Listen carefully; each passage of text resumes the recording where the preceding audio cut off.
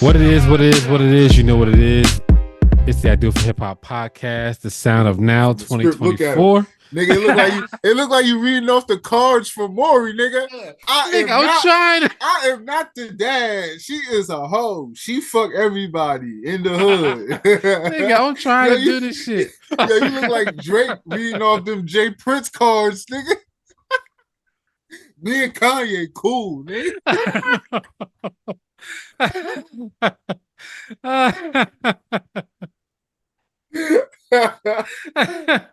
Oh, that's funny, man. Nah, man. See, it was so great. You see this shit. This nigga fucked me up. I was on a roll. All right, man. All right, let's do it again. What it is, what it is, what it is, man. You know what it is. It's the I Do It for Hip Hop podcast, the sound of now 2024. When you hear me, great. It's either gonna be late or he coming through, man. But you got me, the profound conqueror, the mumbling mushroom, the Bentley driving extraordinaire. You also got the robber unreasonable, the Big Daddy Mac, the Mac truck. Not from the block, but he is JB in the building. What's been going on, JB? Tell the people what you've been listening to, man. Nothing much, man. I've been chilling. We've been getting his act going and shit. I see. Yeah. That was like. Tell us a little bit about that, fam. Yeah. The homie Mars. You probably heard him before. He's been featured on the show. We got music with Mike Larry and a couple things going on. Kinda crazy. The homies. He asked me to play a part in the show. Season 3, spoken third. Catch it on YouTube. First 2 seasons.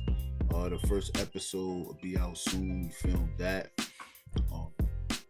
Shit was dope experience. You feel me? Like, I ain't never acted before and shit, but you know, if I do something, I want to do that shit right, my nigga. I was in that motherfucker like, all right, boom. I had my lines. Yo, where this boy? I walked in, niggas was like, yo, you know your lines? I said, yeah. And them niggas was like, oh, I'll get it. I'm like, nigga, you ain't read this shit, nigga. Bro, I walked in there, I had this shit printed out, nigga. Yeah. Yo, where this boy? I'm going, nigga. I started.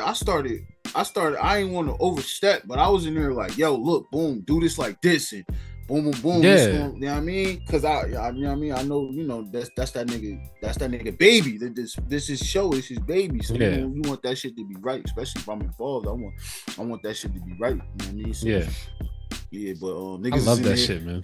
That shit was funny as hell. Niggas is in there like, yo, we gotta get on Tubi. I love that shit, man. I love the fact that niggas could literally grab a couple cameras and shoot their own shit. Stick it on YouTube. That shit is fucking dope. Yo, but the crazy thing, he got 1 camera, 2 lenses, close, near, and he catch different angles. So we was recording like, so we did like, I may have did all of the scenes twice or 3 times. He caught it from different angles and shit. So he edited it up to where, you know, you're not really missing that. Yeah. So, you know what I mean? It's pretty dope. He nice with the camera, and his mans came through and he filmed because he good with the camera and angles and all that shit. So that's what's up. It was dope, man. Shout out to Mars. Dope. I'm gonna get him on the show too. So we get please. He an artist, you know what I mean? So he definitely you know, could tap in about the music and it's dope because his music is the feature music on the show. So you know you got, you know, the background music and shit. That's what's up. Yeah, but my character is a label exec. Trying to sign this nigga. This nigga fucking Big Red and shit. Suge Knight, nigga. My name is B Will in the show and shit. So, you know what I mean? Just really on some ball shit in the show. All right, so only question I got is for you. You got office hours, nigga? I got office hours? Yeah, nigga. It's 9 to 2, nigga. 9 to 2, nigga. Yeah, this nigga Big Red was like, my shit's a 9 to 5, nigga. You know? Yeah, you got a fucking problem. See me in my office hours. If not, I'm gonna fuck you up. That's all I got to say. I'm on my Suge Knight shit. Man. That's what's up, bro. That sounds great. Yeah, but listening wise, fuck I've been listening to, man. Let me see.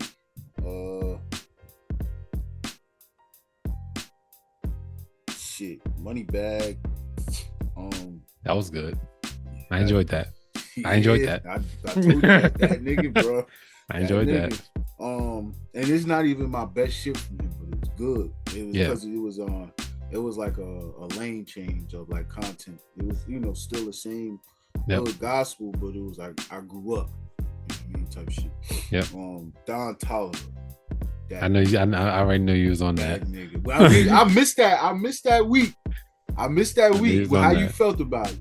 I love it, man. So it was a good album. I mean, Don Toliver is, he's pretty consistent as far as putting out really, really good quality stuff. So, but I got some stories about him. I'll tell you how I really feel about him in a little bit.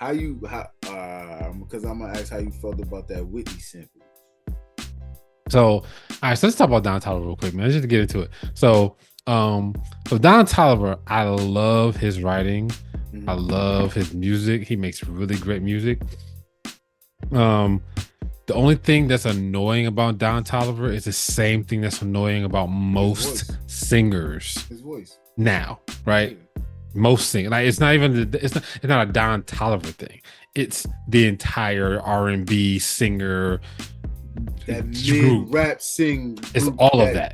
All of them niggas. That's like I can only stomach some of that shit.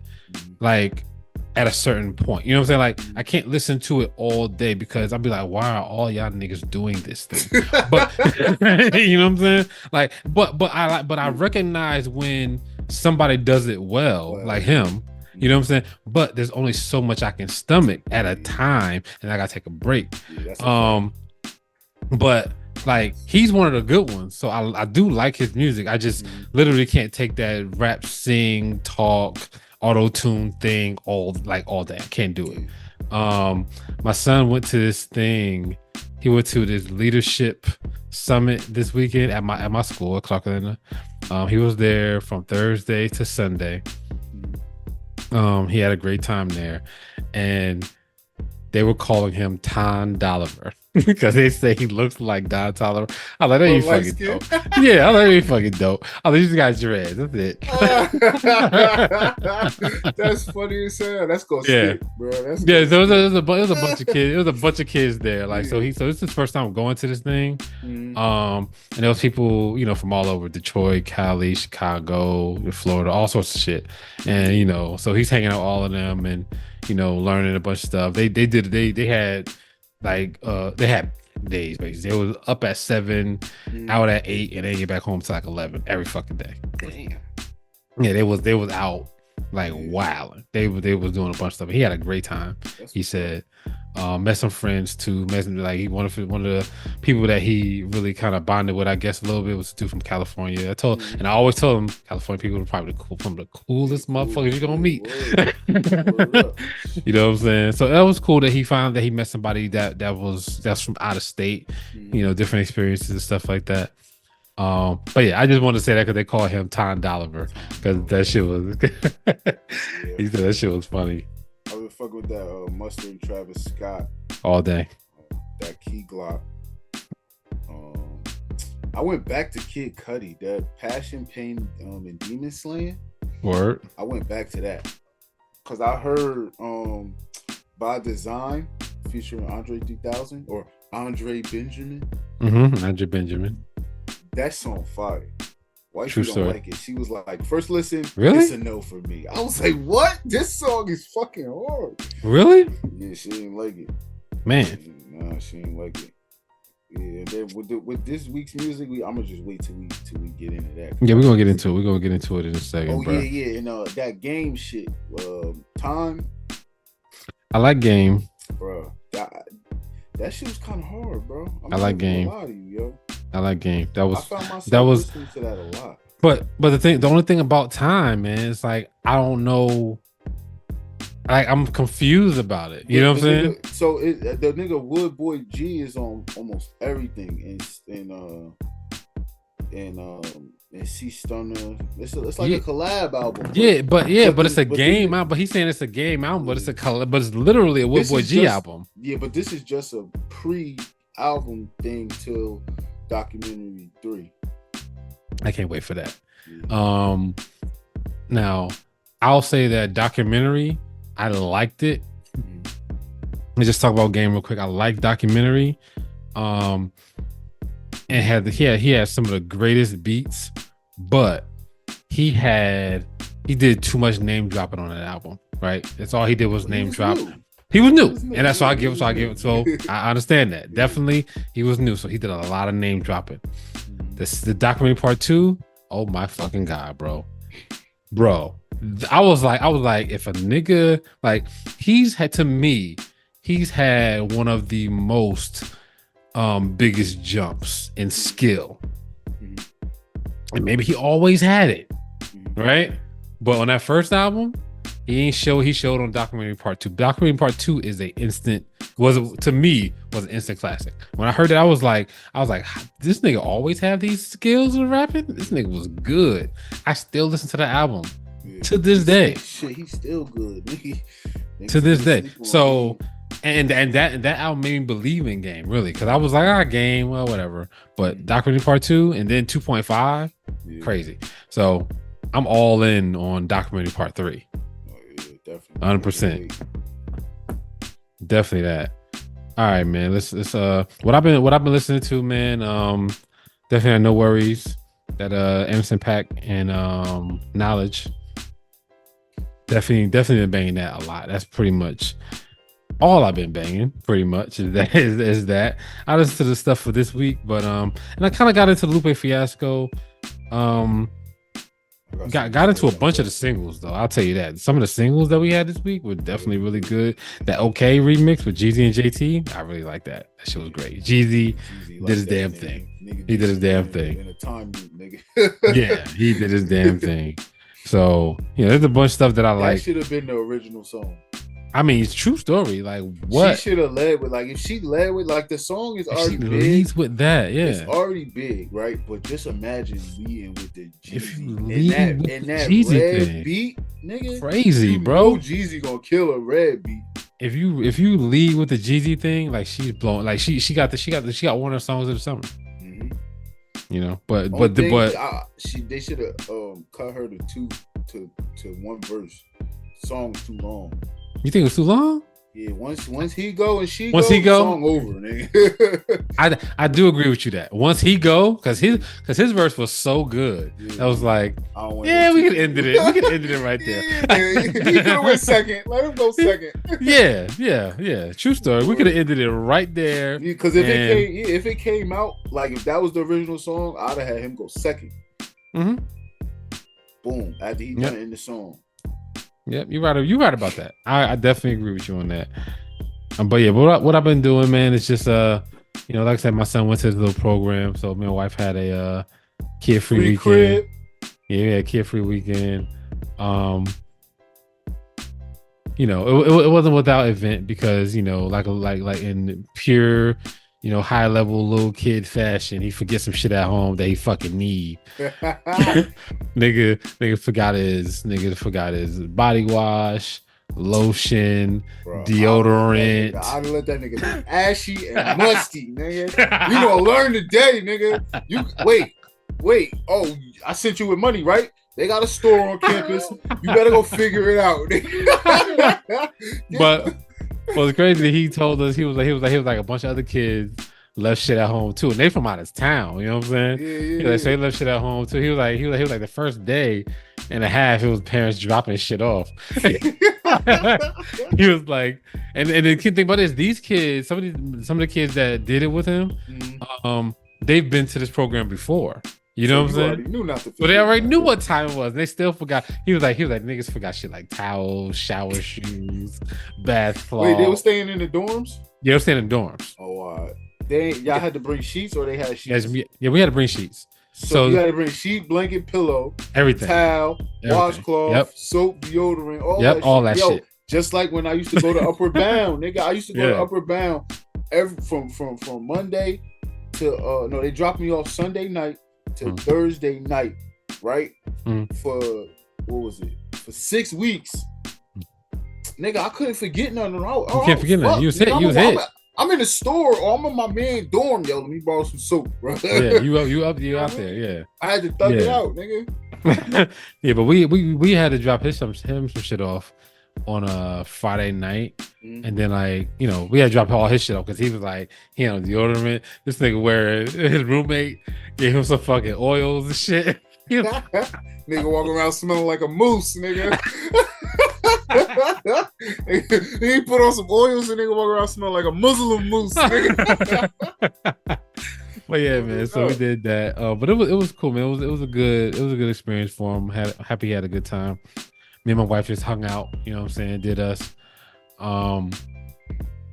Did like so she liked to go out to eat a lot. So like we did that. And just really just hung out, watched some movies, and just chill. Right now we getting ready for we got a lot of shit going on, man. It's a lot.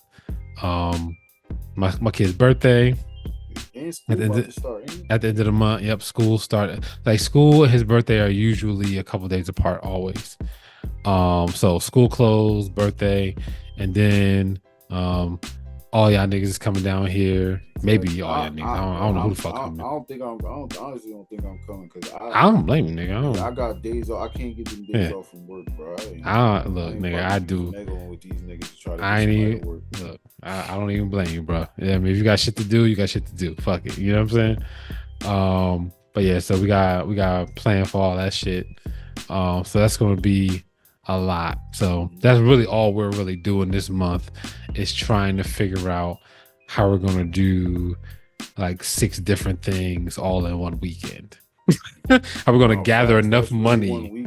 How we're gonna gather enough money to do birthday, back to school, your family, and whatever the fuck else happens, because some shit gonna fucking happen. But yeah, so other than that, man, that's been pretty much what's going on with me. All right, man. I'm about to finish the rest of this motherfucking thing, man. If you want to contact us, you can hit us up at the email idoforhiphop1@yahoo.com. You can also hit us up on IG Instant Messenger at idoforhiphop_podcast. If you have music, you know what? Yeah, if you have music that we should listen to, you can always hit us up there, and we can chop it up on the show. If we think it's good, we're gonna say it's good, man. If we think it's bad, we're gonna say it's bad. If we think it's terrible, trashable, we're gonna say that too. Shout out to my boy B3B. Remember, music is subjective and subject to criticism from us, the real people. If you want to follow us on IG, you can follow us at the like I said before, you can follow us at the I Do for Hip Hop _podcast Instagram page. All right, man. Let's get into this young show.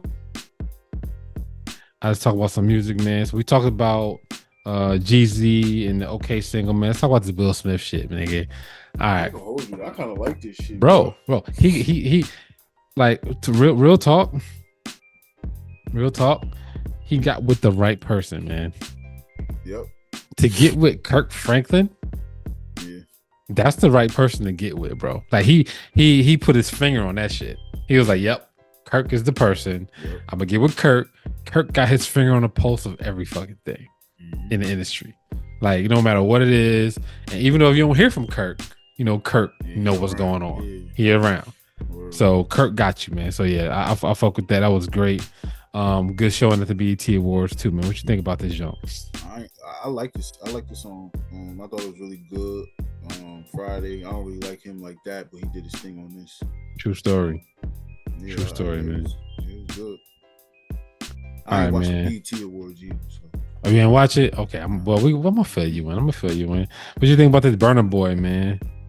I fuck with Burna Boy, man. Burna Boy don't miss, bro. He really don't miss, bro. I ain't even gonna lie. I don't like real talk. We've been listening to a lot of reggae on this fucking show. Right. Afro beats. Yeah, y'all niggas are growing on me. I ain't gonna lie to you. either one or two things is happening. Either you sending me all of the good shit, or niggas is growing on me because this shit was changing. Your earbuds is changing. Shit ain't changing. Niggas say your taste buds change every 7 years, nigga. Nope. I ain't even giving into that shit. Nigga, I'm stubborn. Fuck that. No, but seriously, this was good though. Like this was really good. I vibed out to this one, man. Like Higher on Burna Boy. If you want a good vibe, if you want a really good song, if you like Afro beats, even if you don't like Afro beats like I do, it's kind of a vibe. If you want to vibe out, you can listen to this, man. I'm telling you. All right, man. Chance the Rapper, man, put out a song called Stars Out. This nigga, I'm so glad he got a divorce. He's back to making good music. so I didn't have was in love and couldn't rap no more. Niggas started making them goofy ass Christmas albums and get a divorce. Boom.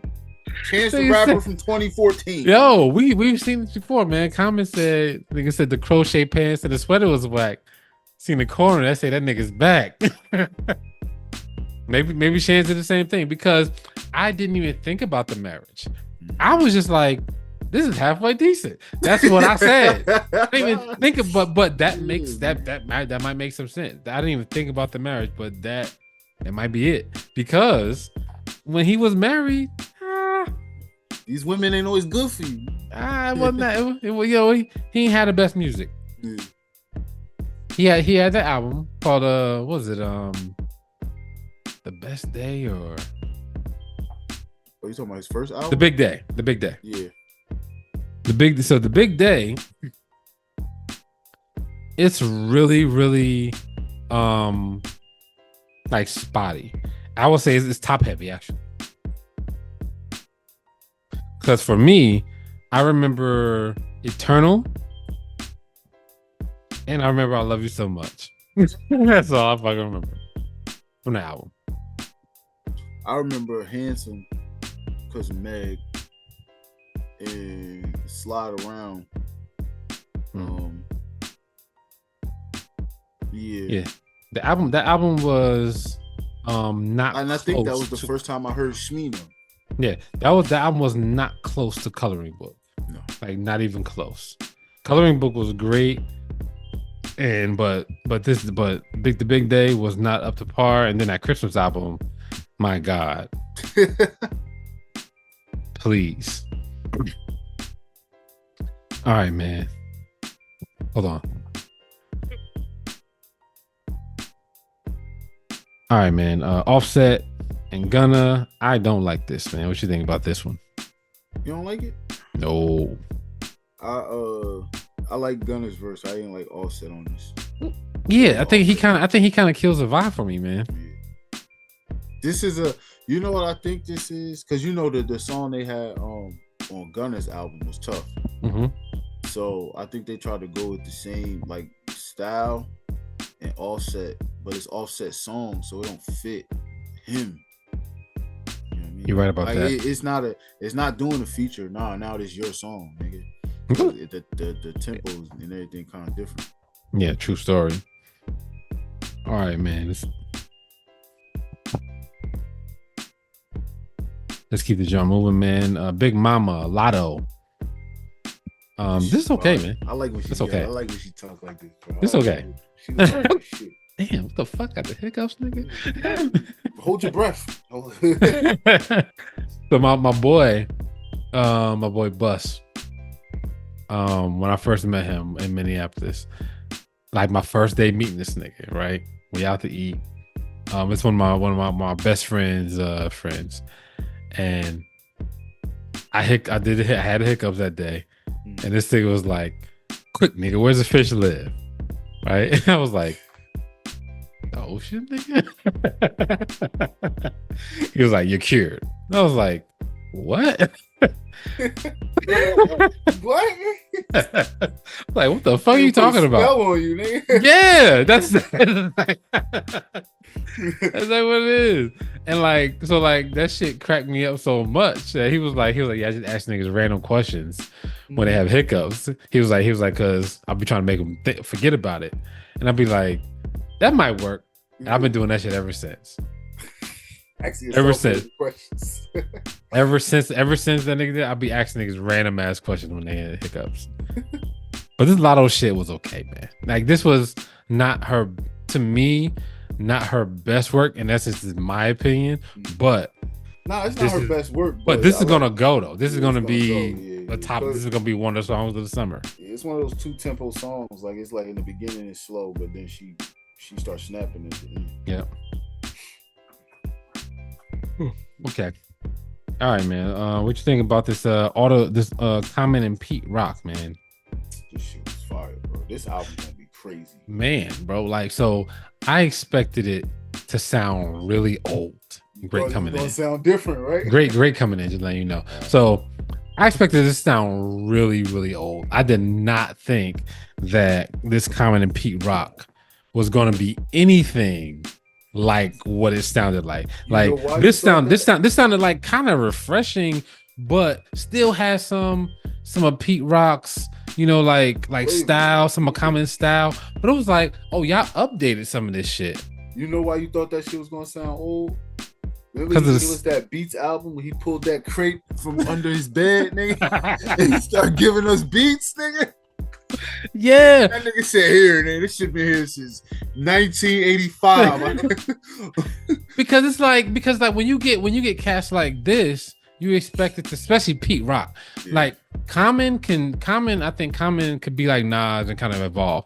Pete Rock seemed like he's like stuck. How he been talking. He seems like he's like, look, this is what I do, and that's it. But this is literally what he does. But it sounds updated. It sounds like he just tweaked it just a little bit. You know what I'm saying? To make it palatable for 2024. Word. And I fuck with that shit. Like, what really made me think that this was gonna sound old? The first single, Wise Up. I was like, okay, if it's gonna sound like this is gonna be an old Nas out. Right? That's what I thought. But then I heard he was talking to all the dying stars was talking to him and shit. That shit was. But yeah, so I fuck with this, man. We got great just got copped in here, man. What you think about this? What you think about this Common and Pete Rock, man? I'm excited, baby. Let's go. Yeah. I'm ready for it. This nigga Great just came in from having Hot Pot, nigga. Yeah, tell us about Hot Pot, nigga. First and foremost, it's great. Is that the ramen shit? No, it's you can have ramen with it. You could get ramen. It's like pho, right? Nigga, oh my god. All right. Go ahead. No. Go ahead. Finish telling your shit. I'm gonna crack on this nigga JB later. It was delicious. Yes. The most overrated experience ever. I'll be damned if I ever pay that much money to go to a restaurant and gotta cook for myself. Fuck that. Oh, you make it so it's like dragonflies. I don't know what the fuck dragonflies is. Dragonflies, but nah, they got the heat. They got the heat thing in the middle. Yeah, it's like the hot pot literally in the middle. It's a pot of soup. It yourself. Yeah, they bring out the soup base and you gotta add all the different stuff to it. You add all the thinly sliced meats and vegetables and shit like that. Good as hell, but overrated. I'm just like, bro, I cooked all this myself. I don't know the timing of making soup, so it's like I dropped my ramen noodles into my soup, bang, early, but I had potatoes in there. The potatoes take forever to cook. My noodles was soggy. I'm like, oh shit, this is trash now. Oh, see. We go to. I don't know the technique. So we go to so you had a hot pot.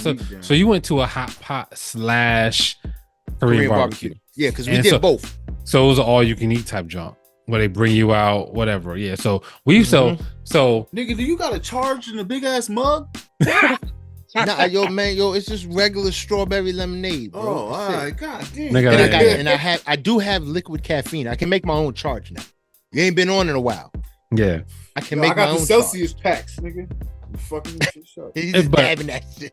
But real talk. So we've been to hot. So my wife should have been Asian, right? She loves Korean food, Japanese. So any type of food, so you're a regular when it comes to any type of like ramen, Pho, nigga, pho. Okay, It's pho, nigga. it's not pho. It's nigga. pho, nigga. I thought that's what he was saying. He said pho. I'm like, does he mean pho? It's pho, nigga. It's PHO, ain't it? Nigga, but it's not American. Nigga. It's a soft O sound, nigga. It's a soft O, man, with the little U over the top of the O. Yes. I thought that was a bowl. I thought that was a bowl, nigga. Good night, everybody. Nah, look. Hear me out. Hear me out. The bowl. Hear me out, bro. Hear me out. Cause wifey gonna destroy me too, nigga. This is what you come back on with. This is the energy he's been on, Boog. Is this the energy he's been on this whole time? That's all I want to know. Listen, bro. Hear me out, son. Hear me out. Right? Thought that was the bowl. It's a faux spot in South Plainfield, nigga, and it's called Faux Today or some shit like that, right? And the shit got the bowl on top of the O. So I never knew that was the thing. I swear to God, it's a bowl with noodles coming out of it and chopsticks, nigga. It's a bowl. They played off of the. So how the fuck was I supposed to know pronunciation that, of the shit? But I'm telling you, the fact that no, nigga, look, it's plain and simple. It's plain and simple. I love my city. But this why niggas can't have nice shit. No, but real talk, man. Like, is the reason why y'all can't have nice shit out there. I swear. So I've been knowing about pho for a long time. I put my wife on pho. Stop saying pho. That's what the fuck it's called. You got me feel like Mr. Brown, nigga. Oh, nigga. That's what the fuck it's called. It's called pho. So anyway, so I've been eating. So I knew about pho a long time ago, because so I work in computers, and so I work around a lot of foreign people, and they're always, so I'm always eating some new shit, right? AKA always. He's in computers, he works with Asians. Asians, Indians, Africans. I'm always eating some new shit, right? Give me around the number now. So I'm always introducing my wife to some other shit. So I'm introducing her to pho. She loves the shit. Like we literally had pho on Saturday, right? Anyway, so we're at the hospital one day from one of my uncles, right? And his kids are there, and we go to this place that's down the street, and it's next to this pho spot called Pho King, right? It's fucking right. Funny as shit. Funny as shit. That's dope. No, it's dope. It's funny as hell, because like literally, when they first built that spot, we passed it, and I was like, oh, they got a Pho King there. And my son in the backseat, he's like 7, 8 at the time. He was like, why you just say that? I was like, what'd I say? He was like, and every time you ride by, he's probably like, look, fucking. Yeah. I was like, going to town. I was like, I didn't say anything. I said, Pho King. He was like, oh, that they did that shit good. Anyway, my uncles, my cousins they said pho too, and I had to correct them niggas. And literally, my family still cracks on them niggas. My son and my wife cracks on niggas every time they see him. Because they say pho. Y'all want some pho? How much pho y'all want? Pho? Man, for y'all. See, y'all. Pho life. See, but no, that was good. That was good. I like that shit. That was good. But yeah. So yeah, we go to a couple of spots down here, Korean barbecue. So we go to Korean barbecue spots that just do Korean barbecue, and we go to spots that just do the hot pot. Right? It's much better, but it's expensive. But the hot pot is crazy, bro. See, like, if you go to, I'm not a hot pot dude. I realize I'm not a hot pot dude. I'm a Korean barbecue dude. You gotta go to the authentic. Okay, it was none but Asians taking orders. So Dragonflies, they was all tired eye. Yeah, this is getting banned. So Dragonflies was. You gotta stop. You gotta cut that shit. Was Korean like Korean barbecue? But you made it yourself. It wasn't. Yeah. It wasn't the. That's the barbecue part of the. But it's hot pot and Korean barbecue. Yeah, you had the grill on your table.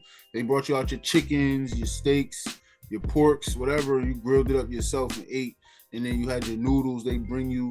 But the faux spot in South Plainfield, they the hot pot spot.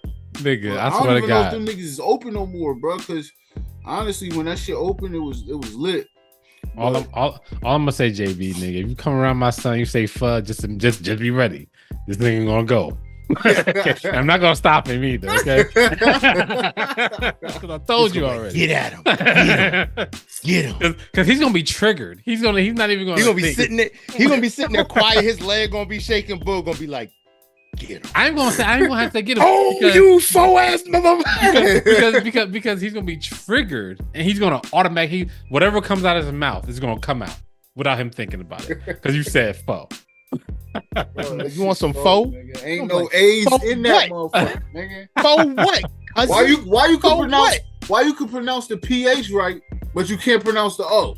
First of all, that PH shit, some bullshit. Okay, I'm here to tell you, but we know the American nigga. Phone should be FONE. Fuck out of here. I'm reading. Yo, they just be adding extra letters for nothing. I'm reading that shit how it's spelled in my language. Why is it a silent P in pterodactyl? Fuck out of here. That shit is dumb, bro. Psychologist. Bro, that shit is dumb. Spell shit how it sounds. Stop fucking around with the letters, nigga. Just spell it. What was the word? It was something today. I was reading. Island. Island. Shit is dumb, bro. Yeah, like pterodactyl. That's how I learned how to spell island. I would just say Island, and then I said, I got it. Island. Yeah, like when I was younger. Is Isle like island? So why is there an S in there? Why is it an A? It starts with an A. It doesn't make any fucking sense. Okay, like why? What are we doing here?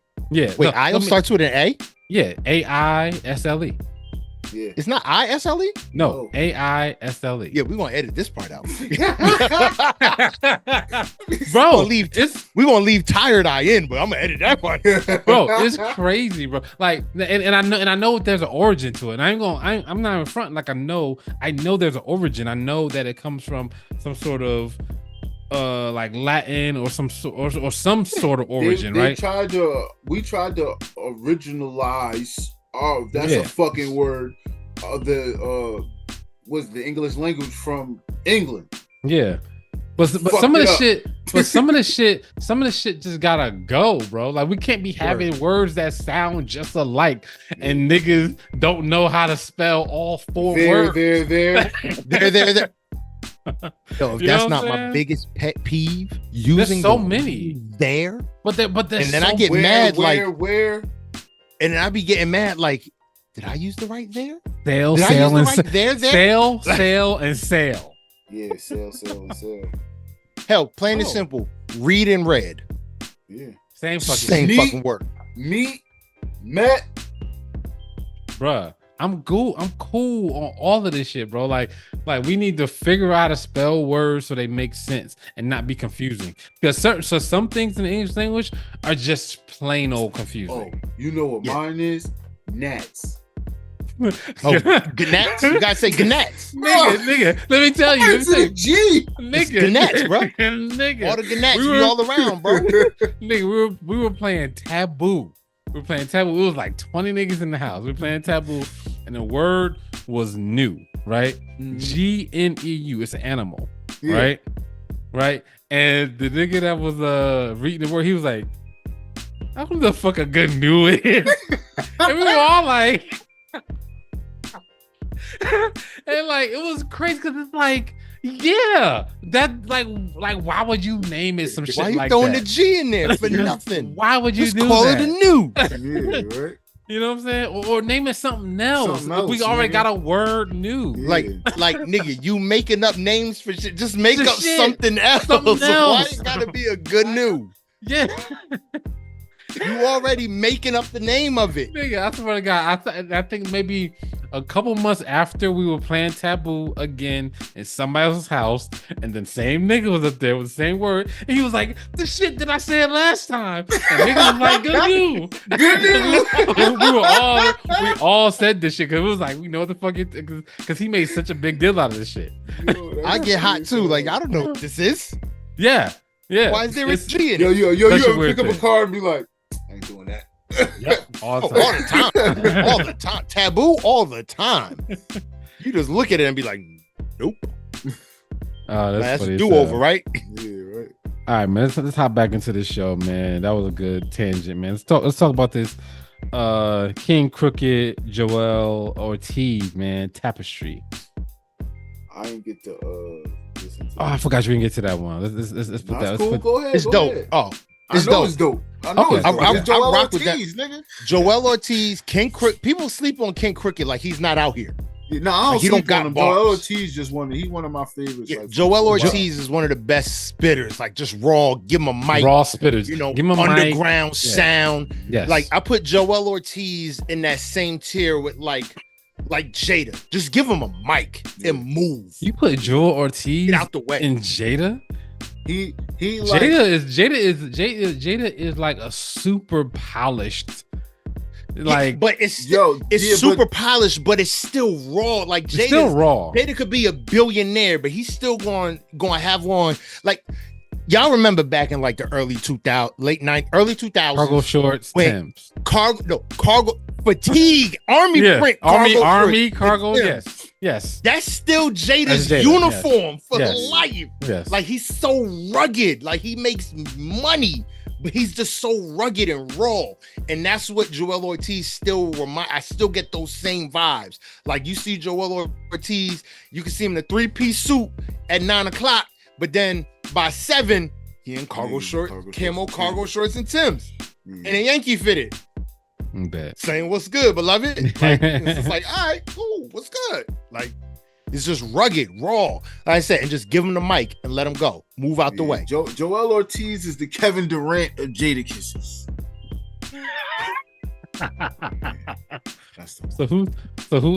So he's the Kevin. That's a good. I love those type of analogies. Yo, them shits be killed. I love them shits. I swear to God, I love them shits. Watch them shits all day. That shit always make me think like, yo, he right. Yo, nigga said he's got a point. Nigga said Derrick Rose is the Michael Jordan of John Morant. Yes. Yes, he is. I love them shits, man. Nah, but all right, man. The LeBron of Jada Kisses is fabulous. You right. I'll give you that. Yeah, you're right. I can do that. Who's Jordan then? Jada Kiss. Yeah. Jada Kiss is the Jordan of Jada Kiss. Nigga. Word. He's a match out here like that. All right, but man. But in terms of the album is fire. It's just spit. It's bars. It's again. It's another one of those things where I always harken back to it. It's a good blend of vanity and humanity. Word. You got the hiccups too? Huh? Nah, I just slapped my phone off the table. Oh. Got the hiccups. Man, I'm a grown man. Said hiccups right before you came on. Yeah, word. Who still gets hiccups? Nigga just gunned me real quick, son. We don't get hiccups no more. We learned all the tricks by the time we got out of elementary school. Well, I told that nigga to hold his breath. That's all you gotta do. He started asking himself dumbass questions. that nigga said, "How much wood could a woodchuck chuck if a woodchuck could chuck wood?" Nigga, he said, "You ask yourself questions, you forget about the hiccups." But your body, your diaphragm don't, nigga. Nigga, that's funny. Oh man. What kind of hiccups in the city? Oh, that's funny. Reciting Dr. Seuss, red fish, blue fish, one fish, two fish. Knick knack, paddywhack, get a dog a bone. Give a dog a bone. Oh man, that's funny, man. All right, man. What y'all think about the Lupe fiasco, man? Samurai. Bro, listen, I'm gonna just say this, right? And it might be controversial. It might get ready for the disrespect. But Lupe Fiasco is right now, of the people that are alive, just rapping, top 5.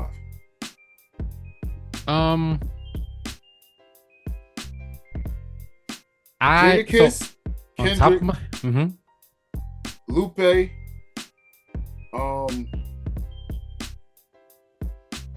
Jadakiss, Kendrick, Lupe, J. Cole, and I want to say It's a toss up. It's a Come toss on. up between. There's one name you have to say. And I'm putting pressure on you, actually. You have to say it. If you don't say it, I get the crack on you. Really?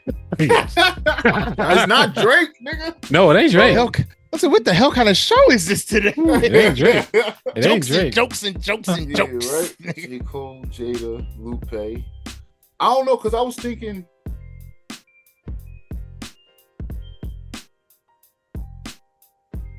Oh, it's tough.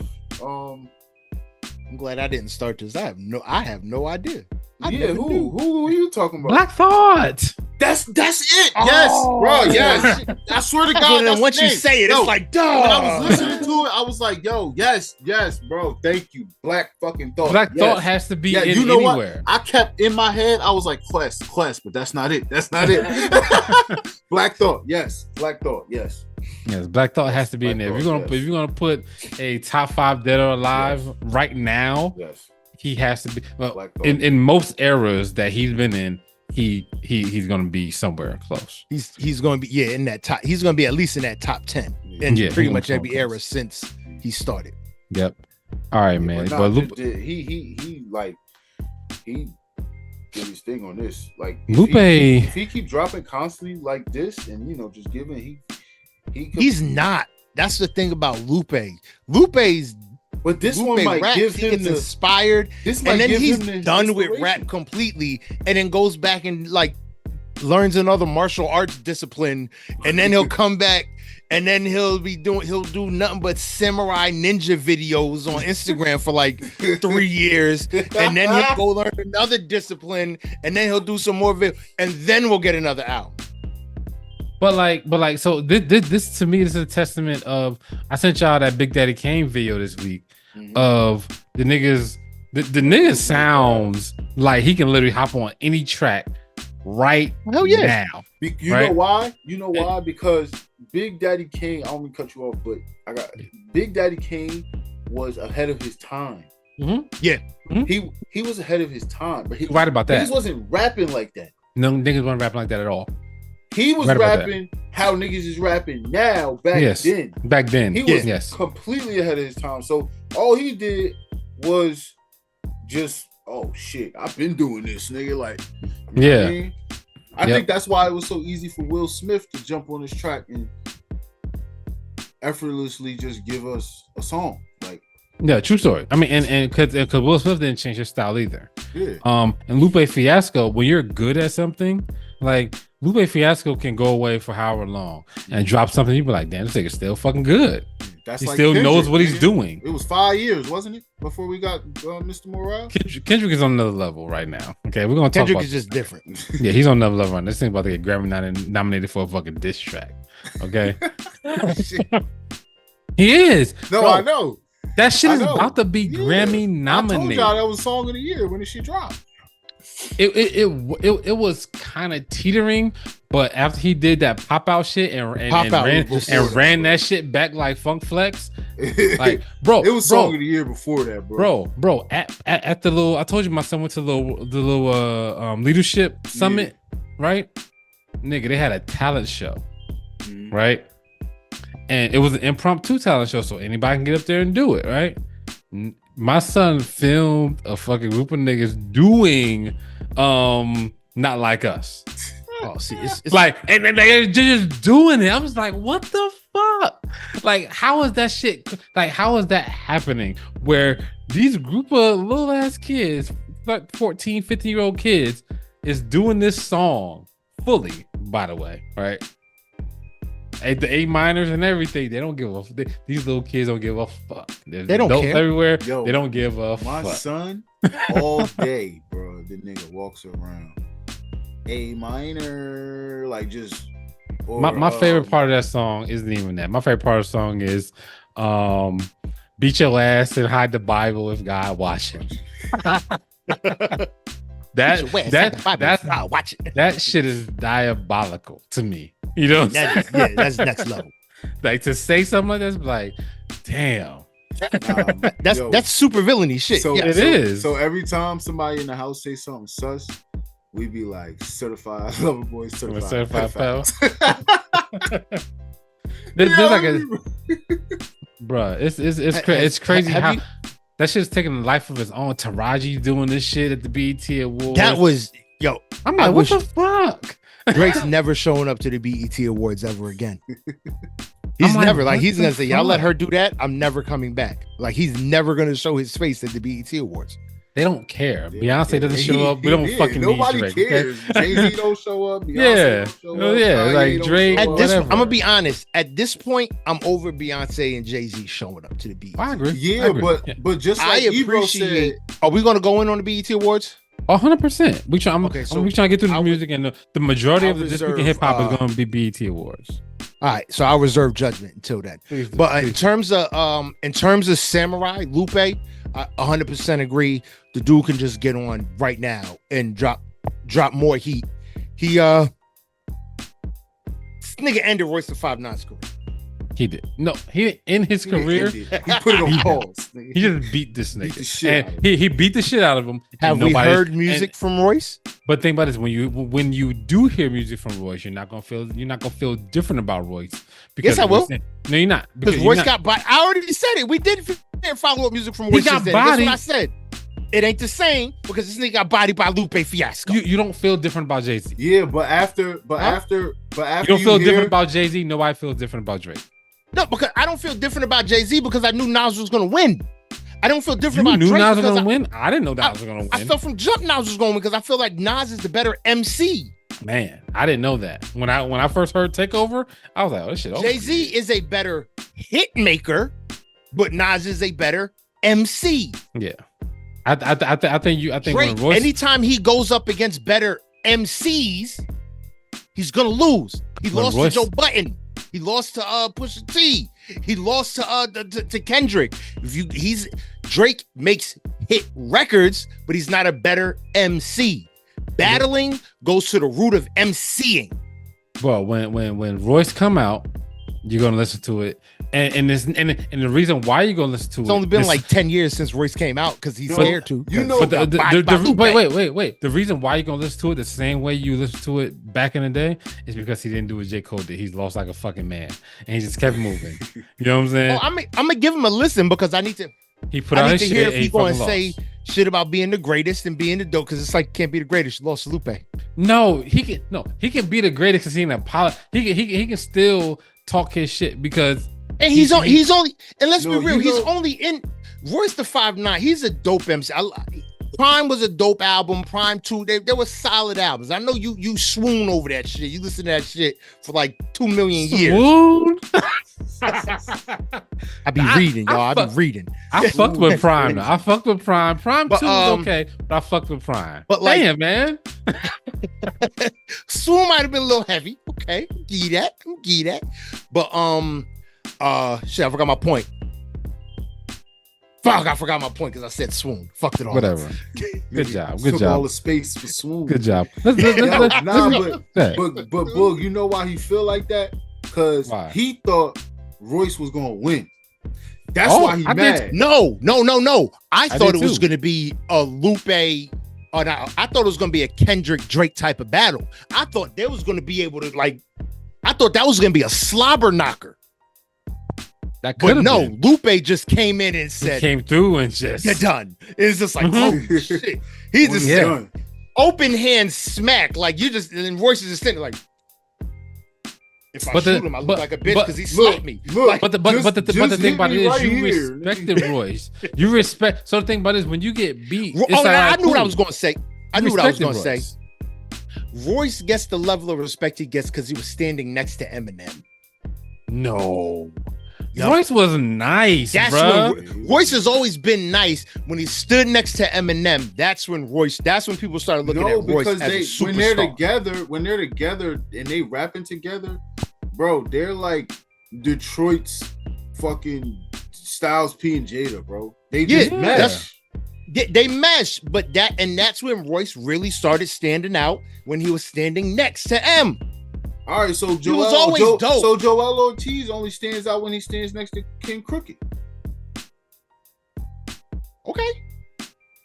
It's kind of hard to say that, bro. He's still super. Joel is still super dope. This nigga said that with a straight face. He said, okay.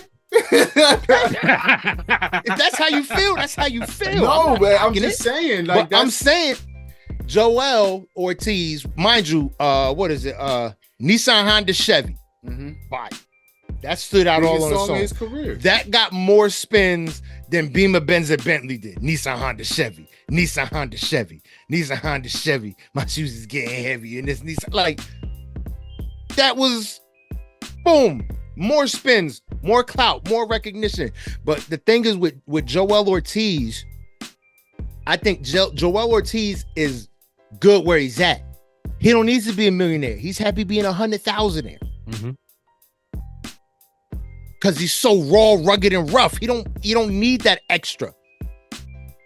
Royce wanted, I don't want to say need. He doesn't want that extra, need that extra, whatever it is. Royce wanted it. Royce needs that extra. So to get it, otherwise, Royce could have been on that same level with King Crooked, Joel Ortiz, and Slaughterhouse.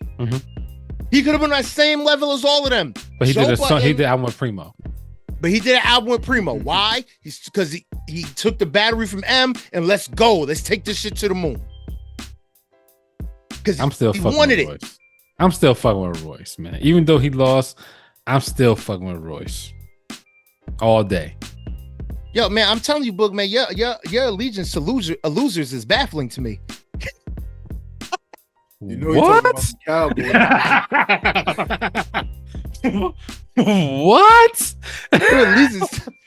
Did Royce lose? This nigga said my allegiance to losers. You know he talking about them Cowboys, nigga. Did he lose? Did he lose to Lupe? He did lose. So your allegiance to a loser? I fuck with Lupe too.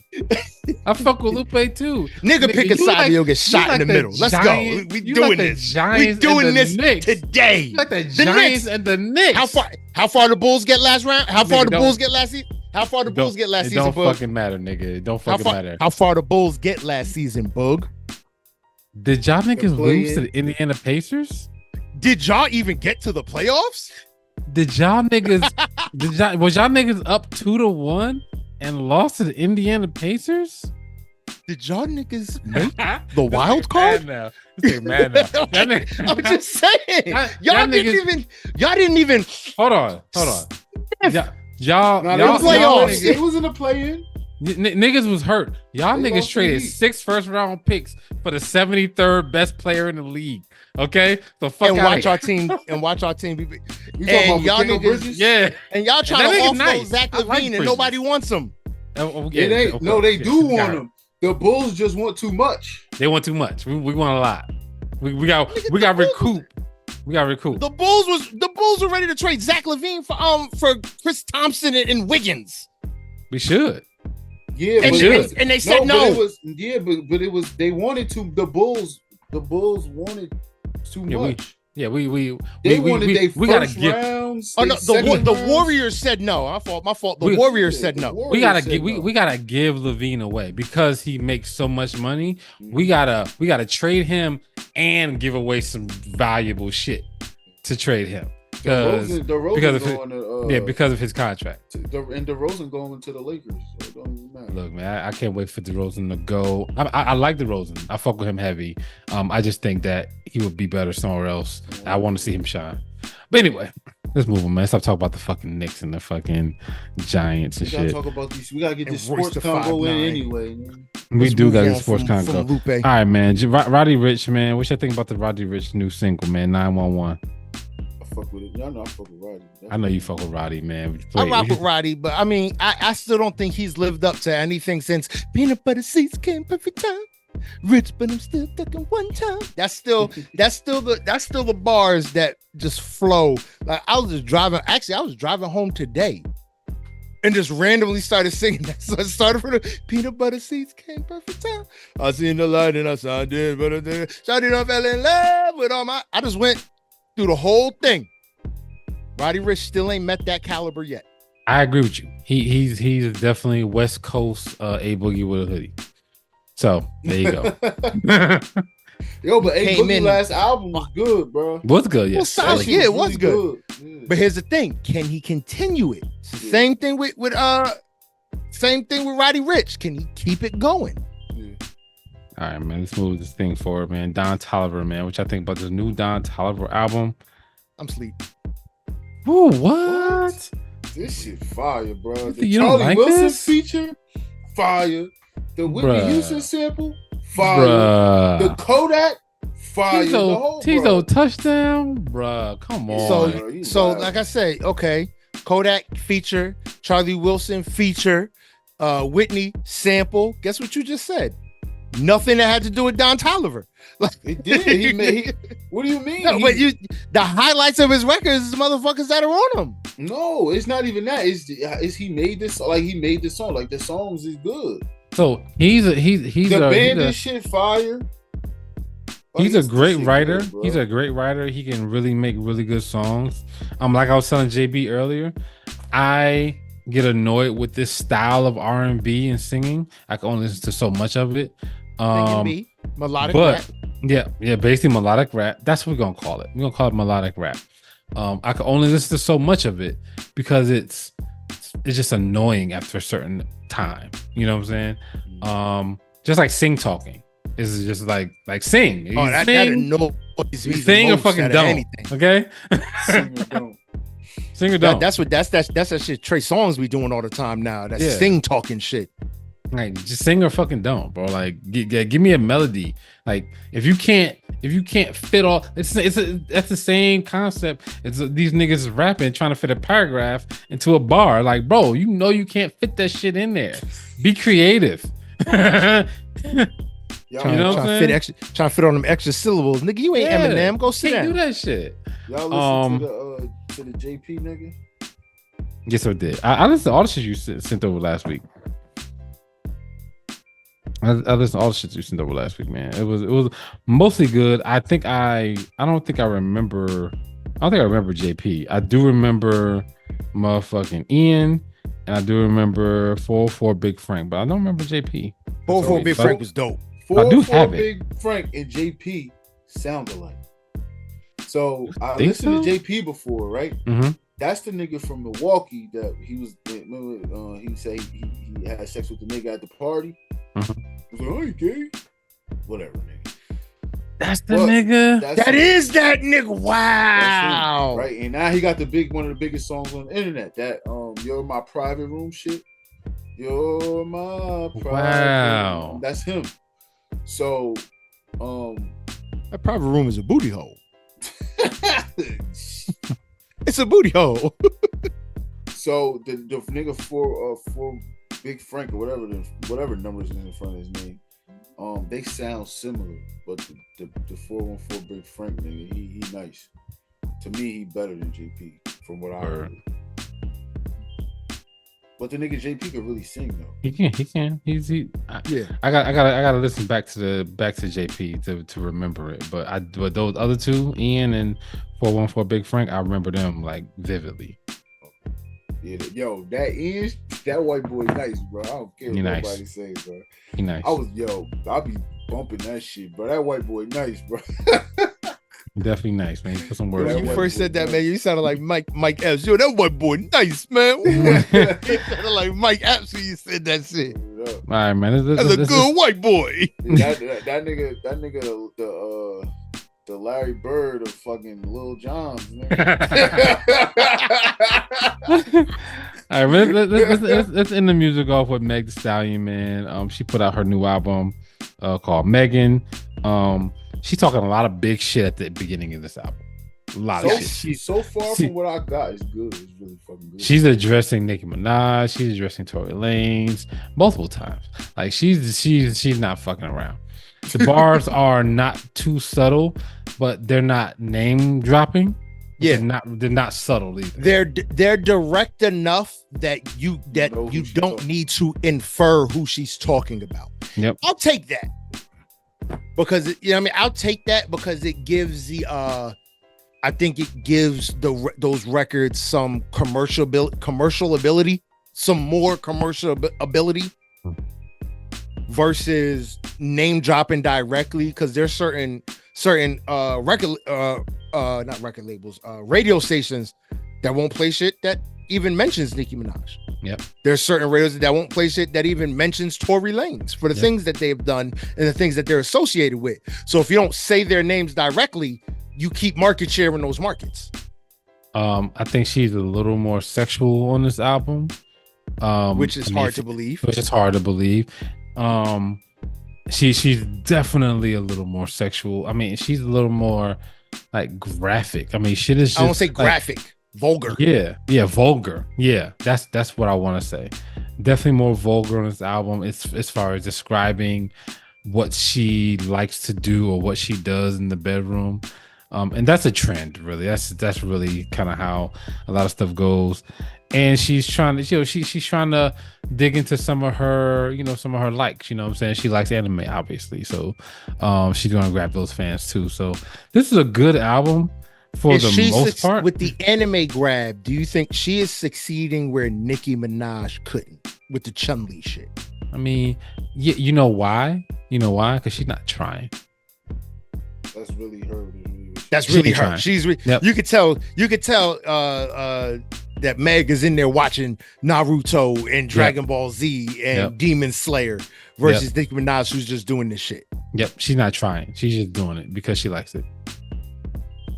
I rock with it. Fans can sense the genuineness. What you think about Meg? I fuck with Meg, man. From what I heard, I gotta listen to the rest. It's dope. Yeah, Meg is. She back. Like, man. I don't know. We said it. I think we said it last week. I love her relationship with Glorilla. Yeah. They seem like they're having a genuine good time. And True Cardi. Story. All of them. They be bringing Cardi out. Yeah. No one's Cardi come out. Nigga. But it just seems like they're just actually having a genuine good time, enjoying one another. And I think they feed, and I think that's that Meg energy, because Meg is not out here. Meg is at the top, I would say. She's at the top. And when Nicki was at the top, it was fuck all these other bum bitches. She got to the top and had a fly swatter to kill all the ants coming up. Mm-hmm. Meg is at the top with her hand out. Come on, let's go. Let's do this. She's uniting. And that energy breeds more success. Because motherfuckers gonna want to see you win. Who else does that that's very successful? And it's genuine. I'm trying to think right now who does that and it's genuine. Because Jay-Z doesn't do it unless it's gonna benefit him. Drake does it for relevancy. He thinks there's a wave coming. He jumps on it to stay relevant. I think Nas. If Nas gets on your record, I think it's more than just about the fact that you could pay him. It's about the fact that he believes in what you're doing. Bush. Royce. Black Thought. Cole. Yep, Wait, Cole. Royce? No, not Royce. No, take that back. Nigga almost had me agree with him on Royce. That nigga lost to Lupe. Don't get me started on him. I put him in there for a reason. Thug, bro. Thug. Young Thug. He learned that shit from Gucci. I'll give you that. Yeah, it's Thug, a whole line, and Gucci started that shit. Gucci Thug, Gucci Future Thug, and it was. I'm waiting for Thug to be a mistrial.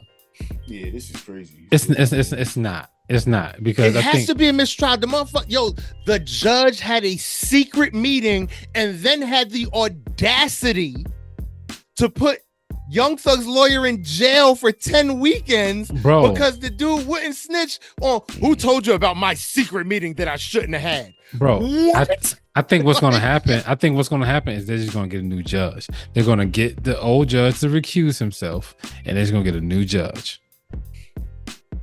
I think the damage is already, because this judge is fucking up left and right. The new judge gonna come in the new judge gonna come in and 2 weeks later, mistrial. No, it could be because then certain things might end up not even being evident. So there's a lot of things going on that we still don't know about that shit. But yeah, really go through this judge so many times. After you go through this is a circus. After you go through this shit so many times, the new people is gonna come in and be like, it's not justice no more. Yeah, now it's just trying to make amends for what I fucked up. Yeah, it's not justice no more. Or or you know what? He's gonna end up. You know what's gonna end up happening? He's gonna get found guilty with time served. Yeah, that too. Because the nigga's been in jail for what, 5 years now? Bro, if I was that nigga, I'd be like, yo, y'all in here fucking up. Let me plead out the time served, nigga. Yeah, plead out the time served. Like, all right, can I go home? Like, that's it. All right, done. Send all of us home, nigga. We ain't do nothing, nigga. We'll call YSL. We'll rename YSL a new, you know what I mean? Just like Murder Inc. had to change their name to The Inc. We'll call YSL something else and we'll keep living. SL, nigga. The SL. All right, man. Let's move on to this week in hip hop, man. We talked about all the music, man. Right now, let's move on to some of the news, man, and let's talk about Sexy Red coming up on her new headlining tour. Was it Sexy for President? This shit about to be ghetto, nigga. When my son saw her at the BET Award, we was watching BET Awards. And when she came on stage, my son was like, my son was like, he says he fell in love. No, my son was like, what song does she have that requires all this? All of them. you had to play in Pound Town and be like, makes sense now, right? You play Pound Town, it's just like, oh, I get it. Okay, I got it. Like, yeah, that's all you're gonna say. All right, okay. He was like, what requires all of this? Like, is she really that good? It's like, no, she's not, but she is. She's not, but she is. She's not, but she that's is. what I'm thinking. She's not, but she is. But she's going on tour, man. So be looking out for Big Sexy. You know, didn't she sell like 10,000 copies of her album? No, I don't know. I don't know what she sold. Didn't she do terrible? I haven't. Sales? I'm sure she did. I think now she had like 200. I ain't gonna hold you. I'm sure she did because her shit ain't good. Okay. Yeah, but it's just entertaining to watch. Music. It's entertaining. That I get 28,000 copies she sold. Oh, 28. 28,000. It's just fun to watch her. She's a personality. I keep trying to tell you, Cardi, you better watch out. She's coming for that lane. Because she's likable. I think she's likable, but she's too vulgar. Bro, Cardi B is too vulgar. If Sexy Red... No, Cardi B is not too... Nigga, when she came in the game... We watched the video of Sexy Red conceiving the child that she just had. Okay. We synced it. Okay. I agree with you. Cardi was just a stripper. We watched a dude shoot the club up. Okay, so I will agree with you there. We've seen that. No comparison. Yeah, there's two different levels. No comparison. Different levels. So she probably can't come to that level. Pause. But yes, she can. but she's really likable, and I think that eventually, if she tries hard enough, if she actually wants to get on that level, I think she can just get there. The niggas forget shit on the internet all the time. I don't think she'll be able to get to that level if she tries hard enough, because I just genuinely think she does not have the rapping. Let's be real. Let's be honest. Cardi didn't have it in the beginning, but you can tell. It's like, okay, Cardi can get there. Cardi could rap. I don't think Sexy Red has that lyrical ability that's required, along with the internet personality, to get to that Cardi level. You gotta have both. Look at debut album. I hate to say it like this, but Cardi's part of the streaming era. Look at the sales comparison. Cardi double platinum.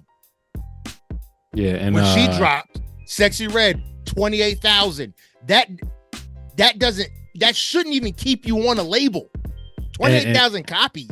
That don't keep you on a label. And You My Everything ain't gonna cut it, because literally that's a Dave Chappelle skit, in my opinion. Okay, like straight up, that's a Dave Chappelle skit, like waiting to happen. That is not a real fucking song. Okay. No, it ain't. He said Dave Chappelle's Key and Peele, whoever you want to pick, that's a comedy sketch. They doing it. Yeah. Saturday Night Live. Yeah, all that. That's a comedy sketch.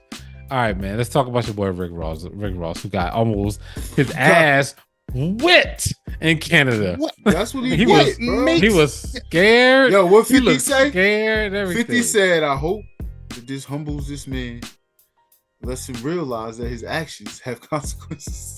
Man, Like Rick Ross, what would make you think? Now you know it's funny. Kendrick could get away with that. Rose, you should know you cannot get away with that. so first things first. This nigga Kendrick had the pop out. He had the Bloods and Crips on stage. He had real fucking gangsters on stage. If Kendrick Lamar goes to Canada, nobody's fucking with him because he got the whole West Coast. Like, Yeah, but them niggas. But this the thing. You gotta come remember. with him. All You gotta right up. remember. Listen, you have to remember. That's cool. That's fine and dandy. Yeah, go. Canada ain't California, right? True story. So if I get Yeah, them niggas ain't got no guns. Exactly. So no, it ain't even that. The niggas from Cali ain't got no guns either. Because you gotta cross a border. You're not crossing the border with them Real guns. guns. Nope. So now you out there naked. But guess Yep. what? Even if it did turn us to some gun shit, the Canadians know where their guns are at. You don't know where the Canadians' guns are at. So let's just cancel all that Bloods and Crips and whatever. Sorry. You can't cancel go. it. No, you can't. I can't. You can't go. Not only can you not go to someone else's hood, right?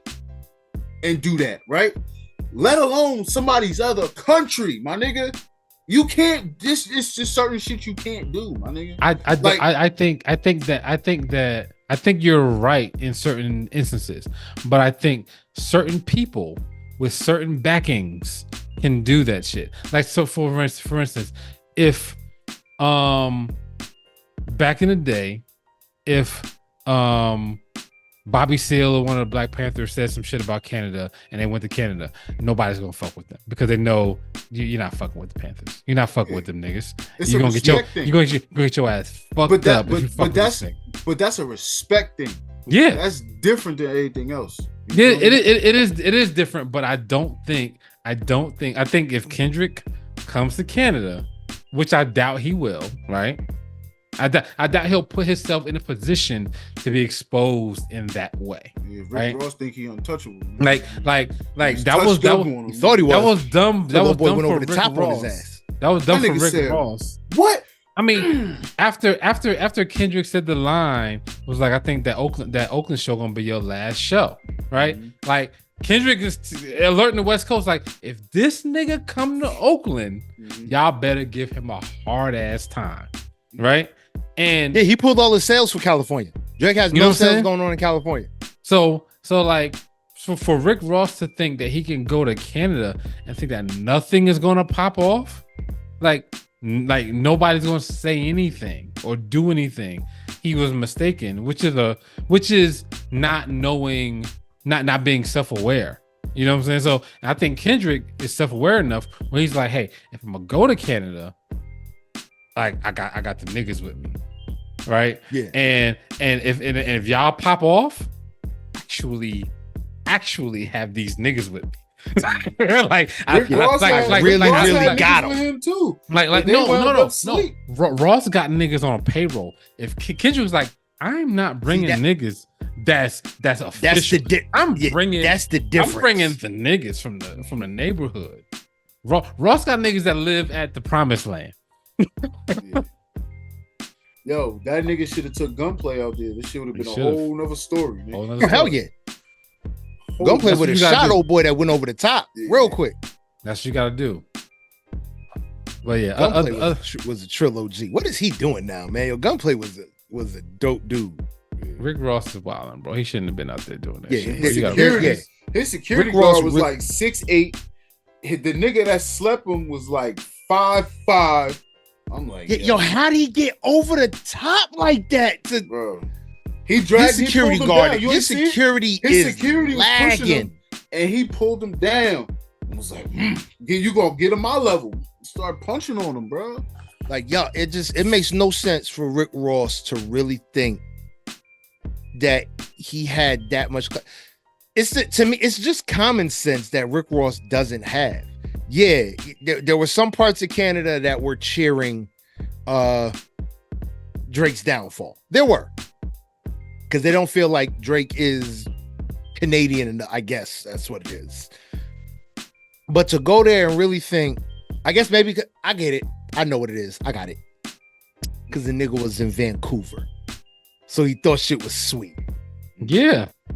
He wasn't in Ontario. Now, if he was in Ontario, he wouldn't have pulled that. Yeah, like he wouldn't have pulled that in Ontario. Yeah, but they make moves. Yeah, that's what it was. He thought he was sweet because he was in Vancouver, Canada, and not Ontario, Canada. And guess what?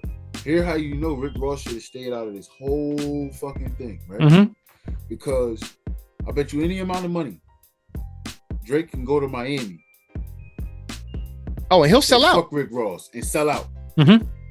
And people will applaud. Oh yeah, fuck Rick Ross. They'll chant. But yeah, he should know better. Country versus city. I was about to say country versus state. It's country versus city. All right, man. This was an interesting thing to me, man. Flavor Flav, man, has an off menu Red Lobster meal, nigga. Y'all ready for that shit?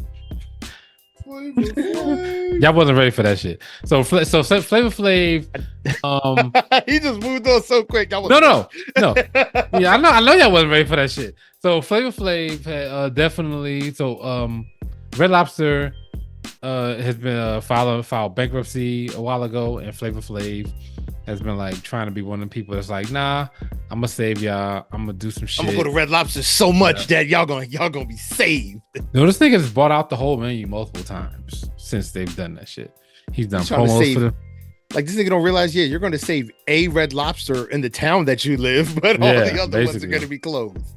This nigga, that's like that one blockbuster that's left for nostalgia purposes. Man. Like, nigga, I'm not renting no video. You want to charge me a late fee?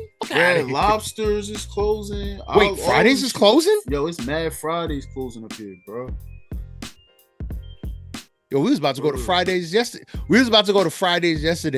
Pulled in and saw there was 3 cars there and said, no, we're not eating here. And left. nigga, you remember we used to fucking go to Fridays like every weekend and go to get the happy hour and shit? Nigga had the DJs, all that. Nigga. That used to be a wrap. Fridays used to be popping, but then Fridays rose their prices and their portions got hella small. Yeah, it was like, and it's like, fuck out of here, bro. I ain't fucking with that shit. You charging me $20 in a burger the size of a McDouble? Fuck out of here, bro. It is. It's small. All right, man. But Flav got an off menu meal called Flavor Flav's Faves, lobster tail, snow crab legs, garlic shrimp scampi, bacon mac and cheese, and one side. This thing got all meats, one motherfucking vegetable. Red Lobster tomorrow, man. That's my guy. Flavor. So what I do? Just walk in the Red Lobster and say, yo, let me get the Flavor Flav. Give me the Flav. Give me the Flav. I want to try that, but I don't eat shellfish, so. Oh well. So what do you mean you want to try it? You don't even. Yo, he gonna be sitting there cracking crab legs, stabbing himself. Nigga, you don't even mean. Yeah, you allergic? Like, do you know what it tastes like? No. No, I mean, I don't. Not I want to try the food. I want to walk into a Red Lobster and be like, "Oh, give me the Flavor Flav," and see if they know what I'm talking about. That's the only part I want to try. Like, Wifey you eat shellfish? I just want to walk in. Wifey eat shellfish? Yeah, let her eat it. So the kids eat shellfish too? Yes. What's funny? I have a shellfish allergy. Yeah. My son, shout out to JJ. It's his birthday. 8 years old. Happy birthday, JJ. He has a fish allergy, so he can't have like regular fish, but he can have shellfish. I can have regular fish, but I can't have shellfish. And I'll never get one day. My wife made what she made something using saltfish, which is like salted cod. Yeah, he's like Aki and saltfish. No, it wasn't Aki and saltfish. It might have been kalaloo or something. He said, my lips are itching and they feel weird. And we're sitting there like, nigga, eat the food. Stop playing with me. Yelling at him. I'm thinking he just don't want to eat. I walk into the kitchen. I walk back out. This nigga look like Professor Clump when he was getting back fat again. I was like, oh, get the Benadryl. Bro, me and JB was just talking about shit like that before you got on, talking about like how we grew up. It was we ain't have time for all that shit. You better eat your fucking food. Yeah. Like, I was like, what you playing with it for, bro? You had this before. Naked. Face feel weird. It's just like, eat it. Come back in. You wasn't playing. Oh, you was dying. Your face is exploding. Oh, that shit funny, I started pouring that nigga like shots of Benadryl. Take it. Take another one. I don't know. All right, man. And there was another time we walked through we were just walking through the grocery store. We were walking through ShopRite. You know, you go produce and then you cut around, and in that corner is where all like the seafood and fish ingredients is. We just strolling through grocery store. We started going up an aisle. This nigga keeps rubbing his face. We look, half his eye is like almost swollen shut. And I was like, oh, what is happening right now? Because the urgent care. Somebody touched some fish and they touched the fruit snacks, and he touched the fruit snacks. And he was done. We like, what did you touch? He's like, who cares? We gotta go. Yeah, we gotta go. Yep. Urgent care now. That's what it is, man. Took like 4 days for his face to go back down. He was on prescription allergy medication. I'm like, Jesus. I go to the grocery store now. I'm like, don't touch nothing. Don't touch. Sit in the cart and go like this. This shit was real. This shit was crazy. Yeah, I keep an EpiPen in the. We did the allergy test. This nigga's allergic to everything. Oh, yeah. my son has a friend like that. Yeah. I call them trees. Trees, certain tree nuts, fish, bees. Like this, I sent the list to the school. They was like, "Yeah, we need his EpiPen now." I was like, oh, shit. Yeah, no, seriously, butter? Yeah. No, he's good on peanut butter. He just don't like. This nigga don't like sandwiches.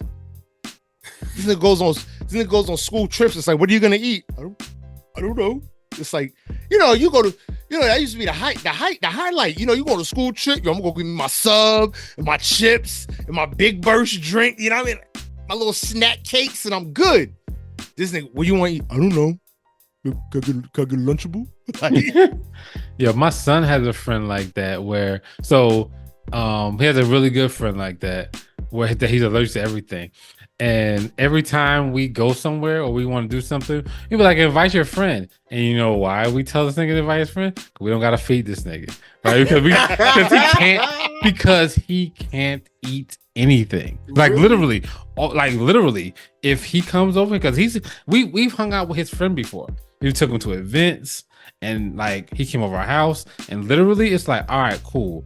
We got some waters, nigga, and we got some bananas, because I don't know, because he can't, like his diet is so restrictive. He's gonna be like, excuse me, Mr. Bug, I'm allergic to potassium. I can't. Bruh. His diet. I'm allergic to red dye number 4. I can't have potassium, sir. I'm sorry. Why y'all making it sound like that? It has to be the right amount of oxygen in the house. I'm gonna die. Is this the right amount of? Is there? What's the molecule content in this H2O? The right amount of oxygen. I can't have strawberries. It messes with my medulla oblongata. No, like seriously, his friend can't eat a lot. Like it's really, really restrictive. So like, so we planning my son's birthday. We're trying to figure out what to do with my son for his birthday, right? Don't invite that nigga. You can't do that. No, that's the nigga we're trying to invite. Because it's like we ain't got buy you no fucking food.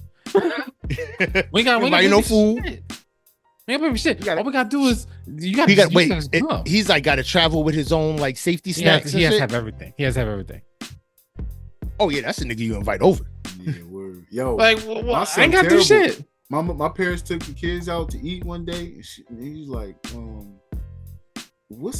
she's like, what do I feed him? He don't eat nothing. Nope. He went and got some cookies and some cake. and it's like, I'm good. I'm good. I don't want nothing. You know, he's like, I don't want no chicken. I don't want no. And this nigga ain't allergic to nothing. He just don't fucking eat. He don't fucking made eat. spaghetti today. He was like, it's too sweet. It's nasty. I don't like it. So you gonna sit there for 40 minutes and stare at spaghetti, nigga. Yep. Like, nigga, it's noodles and sauce. What and he don't even like the meat sauce. Pause. So I just had to get the regular ragu and pour it on the fucking thing, bro. All it was literally sauce and noodles, bro. Said, pause. You don't like the like, meat how do you come up smooth. with that shit? Like, how do you remember that shit? Because I was about to yo this nigga real quick. I don't understand. No, I don't understand how y'all niggas like the remember meat. that shit. Yo, you know what? Because when you talking, you be trying to think of other ways to say shit. But if you don't get it out fast enough, you start stuttering. And I'd rather say pause. You rather just say it and pause. Say it and pause and be like, you know, nah,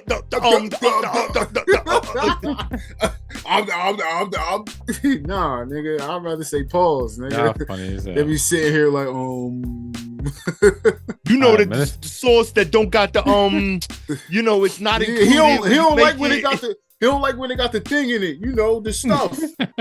Fuck me. All right, man. Let's get to this. Let's get to the sports shit, man. So there's a lot of shit that happened in sports in the last week or so, man. Bronny James got fucking drafted. Yo, can we start there? Free agency. Go ahead. Yo, so they saying, go ahead. LeBron really the GOAT now because Jordan couldn't get his sons drafted. So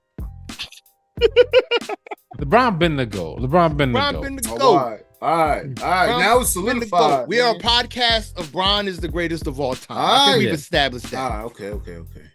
But for me, I just look at it. Everybody's talking cash. Oh, nepotism. This ain't right. Nepotism. Like, nigga, do you realize half these owners in the league got their teams from their parents? And their sons is GMs? Nepotism.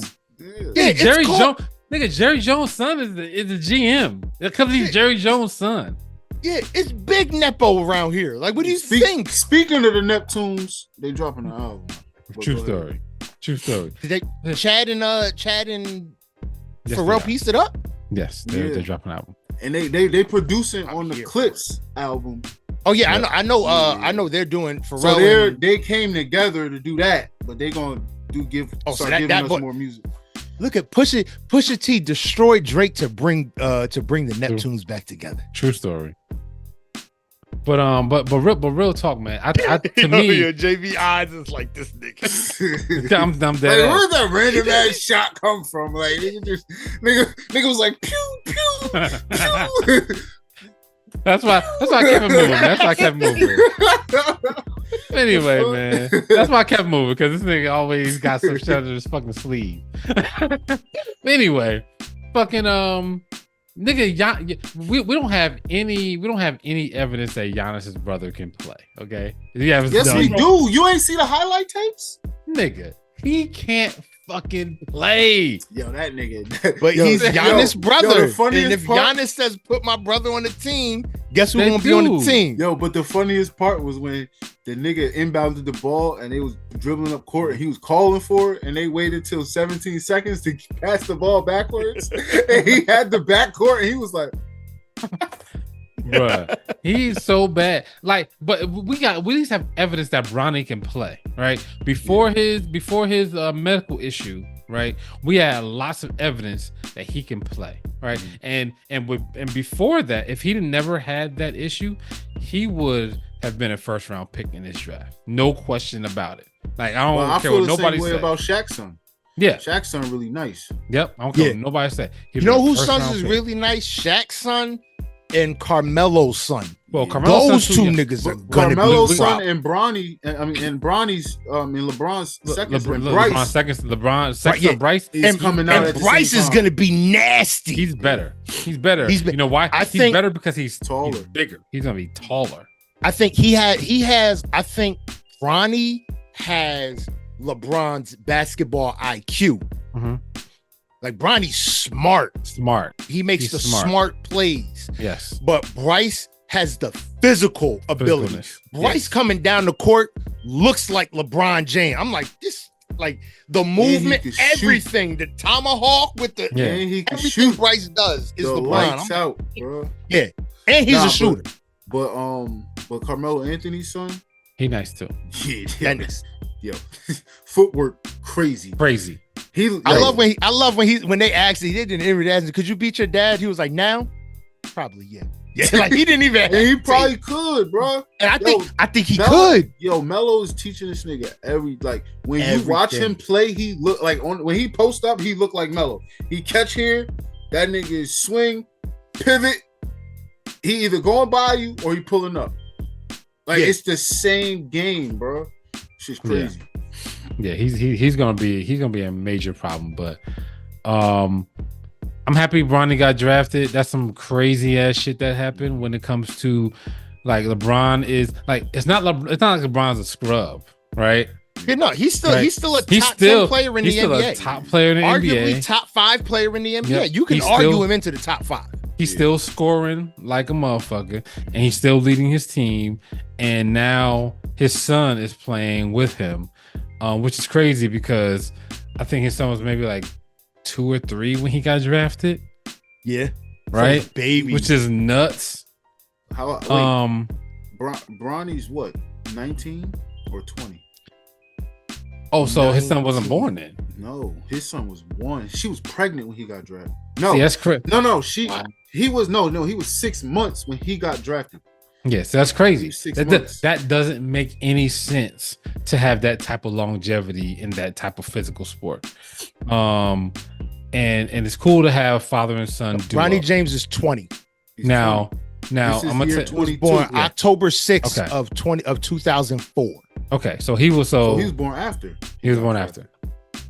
Damn. Wow. But what's crazy is that like the game, but he's getting his contract fully guaranteed. He's going to be on the roster, I think. I thought he was going to start out in the G League, but it turns out that's probably not going to happen. Papa James ain't having that. He's going to be wherever Papa James go. And I fuck with. They need a point guard. And I actually fuck with it. And only reason why I fuck with it, I don't fuck with it for any other reason but the nepotism section of it, because people do that shit all the time. Now we finally get this clout to do it, and now it's a problem. That's a problem. Everybody does it. It's cool when they do it. It's a problem when I do it. Fuck. Yeah. So I fuck with it on that only. I don't think that Bronny James is ready for the NBA. I don't think that. No. I don't think he is either. I think he should spend some more time in college. But what's the fastest way to learn than to be in the NBA? Be in the NBA, right? If your father can get you a job, honestly, make it happen. I'll be honest. I'm just gonna be honest here. One, don't go to college. Go overseas.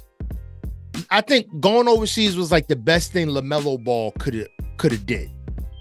Yeah. He went overseas. He played with grown men to get the experience and not waste time with college. One of the reasons I say that is because, don't take a full scholarship roster spot knowing you're only going to be here a year. And it's another nigga that could use that spot to get a degree. But it also, you got to look at it like that nigga Luka been playing professional basketball since he was 14. Yep. And exactly. He been playing ball against grown-ups for how long? Because he was overseas. Easy, nigga. Yep. I think overseas is a good route to go. Don't waste time with college. Go start playing against grown-ass motherfuckers in some real leagues overseas. Yeah. And that nigga Dwight Howard over there averaging 34, 15, and 5. That didn't get Dwight Howard out there savage. That didn't get him on nerves. Him, DeMarcus Cousins. Marcus Cousins, Marcus Cousins just won the championship? Yeah. Him, Dwight Howard, and it's another nigga, the nigga that used to Quinn. All 3 of them niggas, they on the same team. Nigga, Dwight Howard averaging 30. DeMarcus Cousins averaging fucking 20. These niggas is going over there, but that's the thing. DeMarcus Cousins always had that in his bag. It was his attitude, bro. It was attitude. No, it's not his attitude. People fuck with people, right? They knew they could fuck with him, and they knew they could fuck with him. They knew they could get that attitude. They could get a rise out of him, and they knew what they could do, and that would like so they knew that okay, I can fuck with him and get attention because I'm fucking with him because he's gonna give me what I need to push out in the media to get the attention that I want. That's all they did with him, bro, because he should still be in the league. He's good enough to still be in the league. People get at him because of his attitude, but you gotta understand like if you fuck with the wrong person, like they're like everybody can't handle that dumbass shit that you do. Okay, so stop doing that dumbass shit and let people be themselves. Stop fucking with people. Just it's a PSA. Stop fucking with people. Anyway, man, let's talk about what's the so y'all been following free agency. I would guess for some part. I don't know about for everything, Knicks fans, but here we go. If like, what's the most impactful move you think that's happened? Paul George to the Sixers. Okay. Paul George to the Sixers. That team healthy is scary. But the good thing is, Joel Embiid, his bum flopping ass ain't never gonna be healthy. Yeah, but he don't gotta play because they just signed Drummond. So they still run everything through Embiid. That's gonna be their downfall. But as long as everything runs through Embiid, listen, they're not getting success. You know what they learned from these playoffs? You could count on Maxey.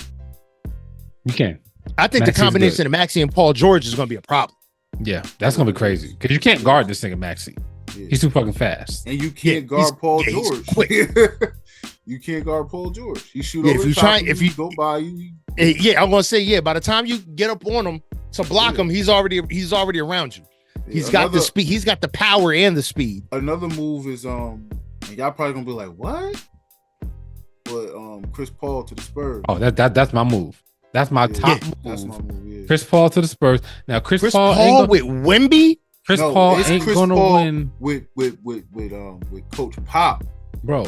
Chris Paul ain't gonna win a chip, but the crazy thing about it is that Wemby, if you watch any Wemby highlights, there were so many moments where he should have got the ball for an easy bucket or whatever, right? Mm-hmm. And Chris Paul will see those, and Chris Paul is going to make sure, like he's gonna be like he's gonna make sure close up. Because I'm saying no, they're gonna play them. You're gonna have to play them. You're gonna have to play them differently. So those some of those lanes they're gonna close up. But Chris Paul is gonna lead the league in assists. Chris Paul's gonna make sure that Wemby gets those buckets, and Wemby's gonna expect those buckets. The league is gonna see the next point guard they come in there. They're gonna be like, oh, I gotta get Wemby these buckets because he's used to these shits. Now, yo, I ain't even gonna hold you, yo. If they sign a shooter, they're a playoff contender. They're a 7th seed if they sign a shooter. You think so, bro? Bro, the West is crazy. I know, but Wemby, you got Chris Paul, right? You got Pop, right? Now you gotta, but the one thing they're gonna do is play defense. And they're young, right? All they missing is a shooter, bro. I feel like if they sign Josh Giddey and sign a shooter, you'd be all right. They are 7th seed if they make moves like that, bro. So the thing about it is the Spurs were 14th last year, right? Yeah. So they gotta get above. So the Warriors are gonna drop a little bit, right? Definitely. So they gotta get above the Jazz. They gotta get above the Grizzlies, who Ja Morant coming back, and they gotta get above the Rockets, right? They're gonna be better this year, bro. Like they need a lot more. Like in order for the Spurs to make it, the Suns gotta drop out. The Clippers gotta not be that good. The Lakers gotta not be that good. The Pelicans gotta not, like, a couple of those teams gotta drop out for the Spurs to get from 14. Shouldn't even fucking be over there in the first place. I'll say the Pelicans is going to that's going to be an easy place to take, and I think the Clippers are going to drop out because Paul George ain't there no more. No, because the Pelicans just traded for what the fuck they CJ McCollum, Ingram, DeJounte Murray. Yeah. So the Pelicans are going to be in there, bro. They got a little something going on. But I think Clippers are going to fall off still. No Paul George. What they replace Paul George with? Yeah, the Clippers are not going to be that good. To me, that was the weirdest thing that they signed James Harden, they signed Kawhi Leonard, and they let Paul George walk. It's like, what? Why would you resign? Why would you resign them two niggas? Yeah, they resign Westbrook. It's the weirdest thing. Like, why would you resign Kawhi, who's annually hurt? He's hurt every year. When did they resign Westbrook? Because I thought Westbrook was looking to go with just now. Today or yesterday. Yeah, 2 days. Oh, I want to say because I thought I saw yesterday where Westbrook who was Denver Nuggets were looking to get Westbrook. I thought they were trying to trade for Westbrook. Yeah. So they signed Kawhi, who's always hurt. They signed James Harden, who's always hurt, or who's wilding right now, or who's exhausted by the playoffs and can't do nothing. And then you like don't sign Paul George. Like, what are you doing? Oh shit! Zach LaVine to the Hawks. Thank God. Oh no! Zach LaVine to the Hawks. Let me see what this deal is, man. Let's see what this deal is. Be a problem for the Knicks. For the Knicks. Yeah, this nigga turned off his camera for this. Yeah, that's gonna be definitely a problem, man. Yo, LaVine to the. Oh my God. Boog, where'd you go? You really did that? I'm here, nigga. I'm here, nigga. Nigga really turned off his camera so he's sitting there. I'm here. I'm trying to find the trade that JB talking about. I don't see it yet, but it's gonna come up. It just popped up on my thing. It said, all right, it's gonna come up sooner or later. I can't wait to see it. I can't wait to see what we gave up. Let's go. Let's do this. Yeah, I wanna know what y'all gave up for this. What's the name? Retired too. All right, man. Oh, Kemba Walker retired. Yeah, that's sad, man. I feel about this Clay. That was the best move for him. He could have went to the Lakers and had a really good time. But I think that if you're gonna go to a team that needs a shooter, why not go to the team that just came from the Western Conference Finals? Man, that's what I'm saying, bro. That's it. If he had a win, yeah, you right. Because they did lose Derrick Jones. Yeah, I ain't mad at it. Yeah, but also on top of that, the Lakers aren't where the Mavs are at. Clearly, but I'm also I think the Mavs did overachieve a little bit, right? I think they overachieved, but I think with Clay they could possibly make it back. But I do think on top of the Mavs being in the Western Conference Finals, I do think that all them damn playoffs with Steph and LeBron played a factor, and Clay like, man, I'm gonna play with this nigga now. You know what I'm saying? You saying he's not KD after all of that? You think I'm gonna join you, nigga? Join this? I'm gonna join LeBron after all of these playoffs. You know what I'm saying? After LeBron beating them a while in Cleveland, and then after them having to go get KD to beat this nigga. They had to go get the Avengers. Man. They had to, because literally LeBron almost beat them niggas by himself with Dellavedova. Took them niggas to game 6 with Dellavedova. Yo, in that year with J.R. Smith, they probably would have won when that nigga. They would have got one game. They would have got one game because you know what? I think they only got one because KD. That series they lost that series. They got swept. It was a gentleman's sweep, wasn't it? It was a gentleman's sweep. Gentleman's sweep. No, okay. It wasn't. That year, the year when they won 2 games. That was the thing. That wasn't even the it was 2-2 at that point. And then they came and won 2 back-to-back to win. Well, J.R. Smith, Smith fucked that game up. They would have been up 3-2. J.R. Smith fucked up. I don't have the. That's where LeBron dropped 53 points. I don't have the best memory of that. I remember it as being that was game 1, and J.R. Smith fucked that up, and then they got swept after that shit. No, it was 2-2 at that point. Anyway, man, let's get off the NBA real quick, man. Let's move into the last thing I got for the day, man. Oh no, yeah, J.R. Smith cost Cavs game 1 of the NBA Finals. I remember being game 1. I felt like that was way deeper into the So they didn't. I think they did end up getting swept. That was when they got swept. All right, man. Did y'all watch the BET Awards? JB said he ain't watch it. Great. Did you get any of it? I got some of it. Will Smith with the cheat code going Kirk Franklin going semi-gospel. Yep, going Kirk like Franklin. That's the cheat code. Yep. Like, okay, you're gonna come back into hip hop, but you're gonna go gospel. Come on, man. Because what they say on Apollo, you don't boo kids and you don't boo gospel. Can't boo Jesus. Can't boo Jesus. Yeah. I still haven't seen or heard Usher's entire speech. I have not either. They blurred that shit all the way the fuck out. The performances were fucking amazing. Crazy. Fucking like real talk. I know we talk on the show about Coco Jones and how good she is. And I remember her at the Essence Fest, maybe what was it, a year and a half, 2 years ago, I think. Maybe 2 years. Not this last summer. Yeah, last summer.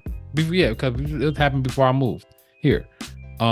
She was really good. I really enjoyed her performance. But whatever she's been in the lab doing, she's gotten much better. Because her performance at the BET Awards was above and beyond what she did at the Essence Fest. And at the Essence Fest, she was amazing. And I was like, oh, she's about to be a monster. Because she's leveled up in a way where I was like, shit, I thought she was good.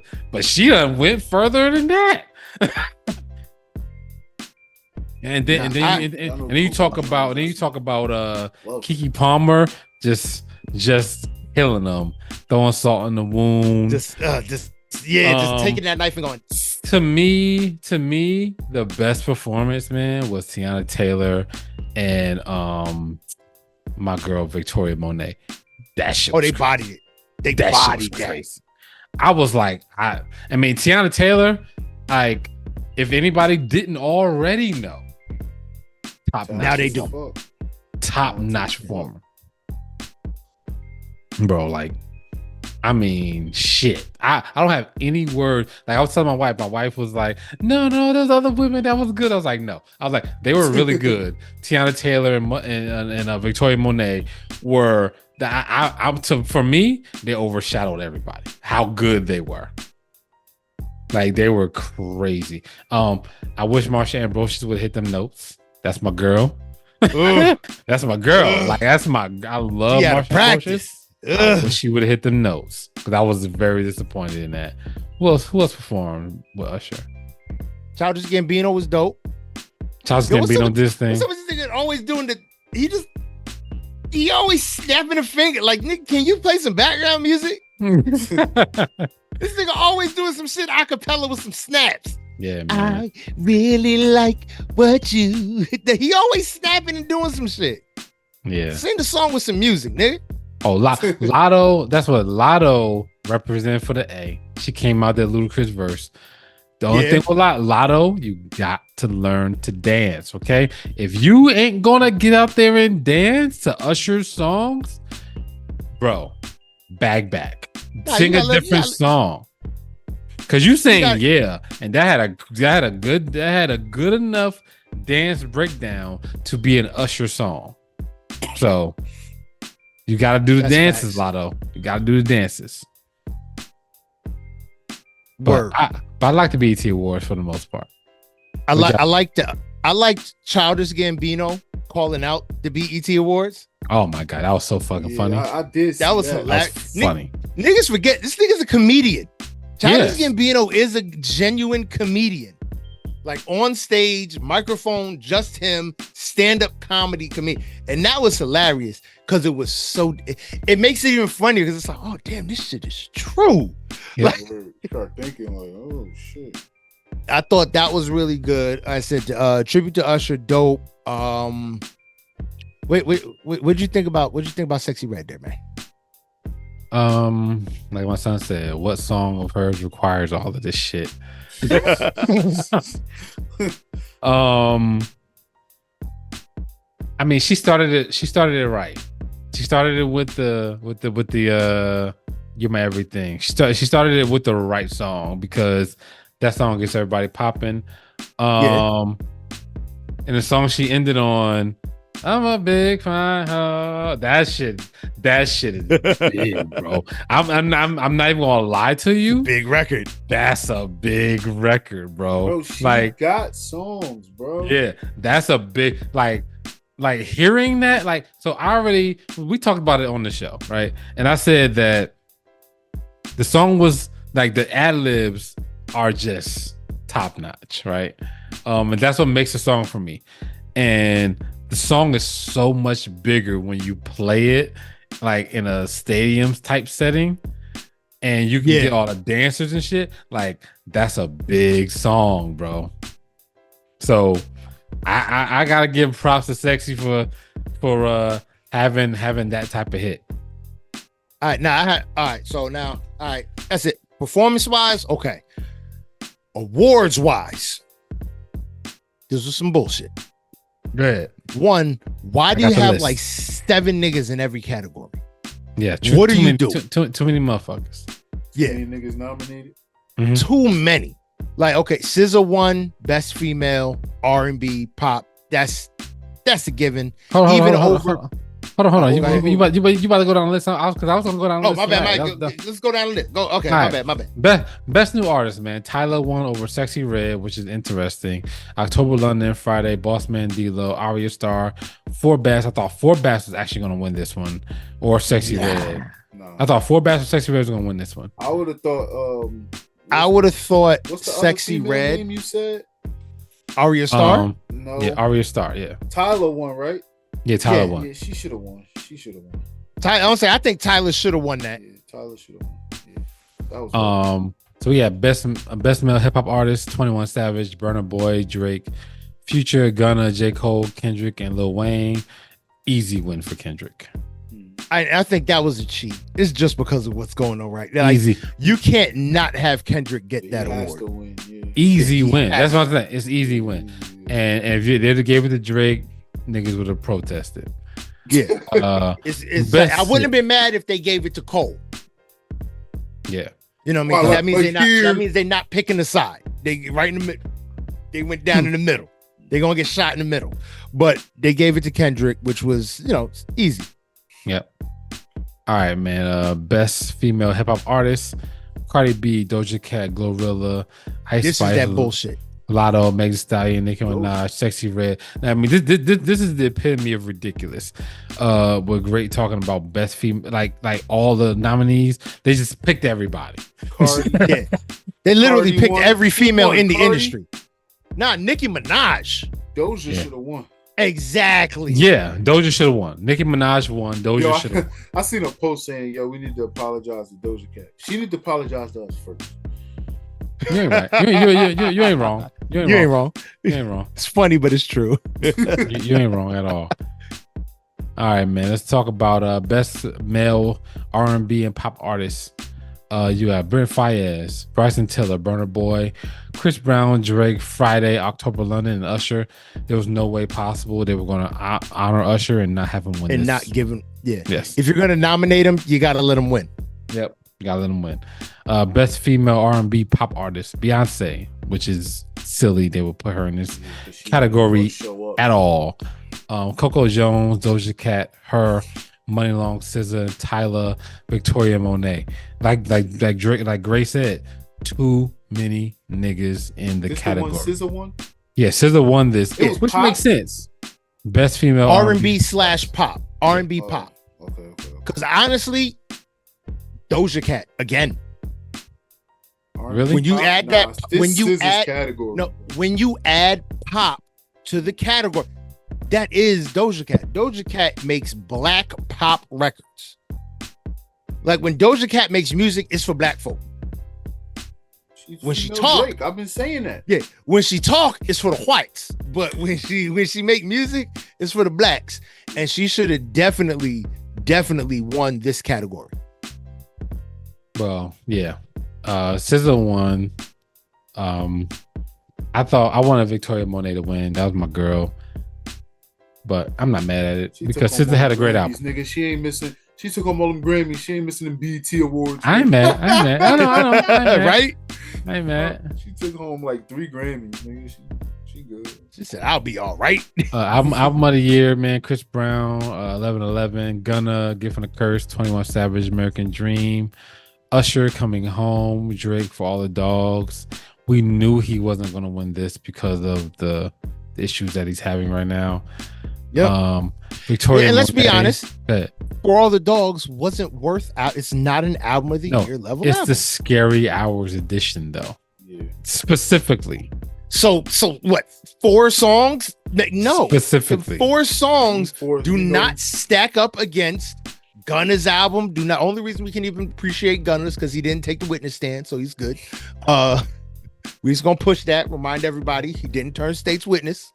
But the only thing, the reason why I brought up Drake is because it's interesting how they were like, all right, we gotta get him something.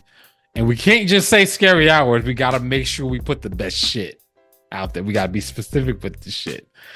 Yeah, it's For All Dogs. The Scary Hours. The Scary Hours one. With the one where he was rapping at the end of it. We got with the last 4 songs. That's what we want. Yeah. But anyway, go ahead and say the winner.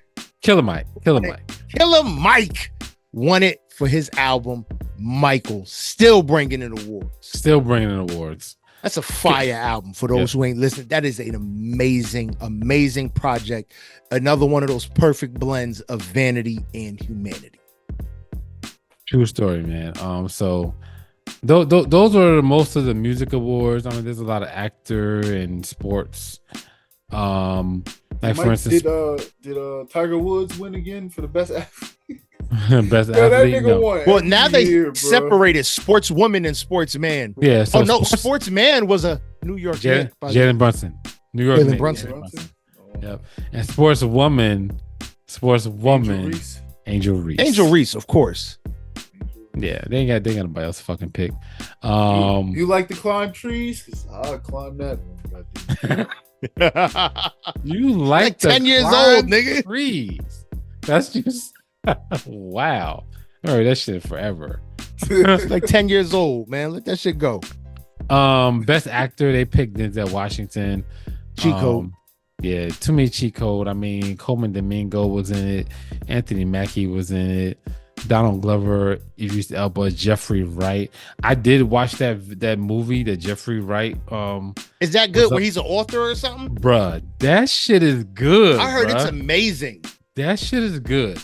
It's good, and they do things where they break the third wall. They do it really, really cleverly. Nice. It's clever. Break the third wall or break the fourth wall? Fourth wall. That's my bad. Okay. Fourth wall.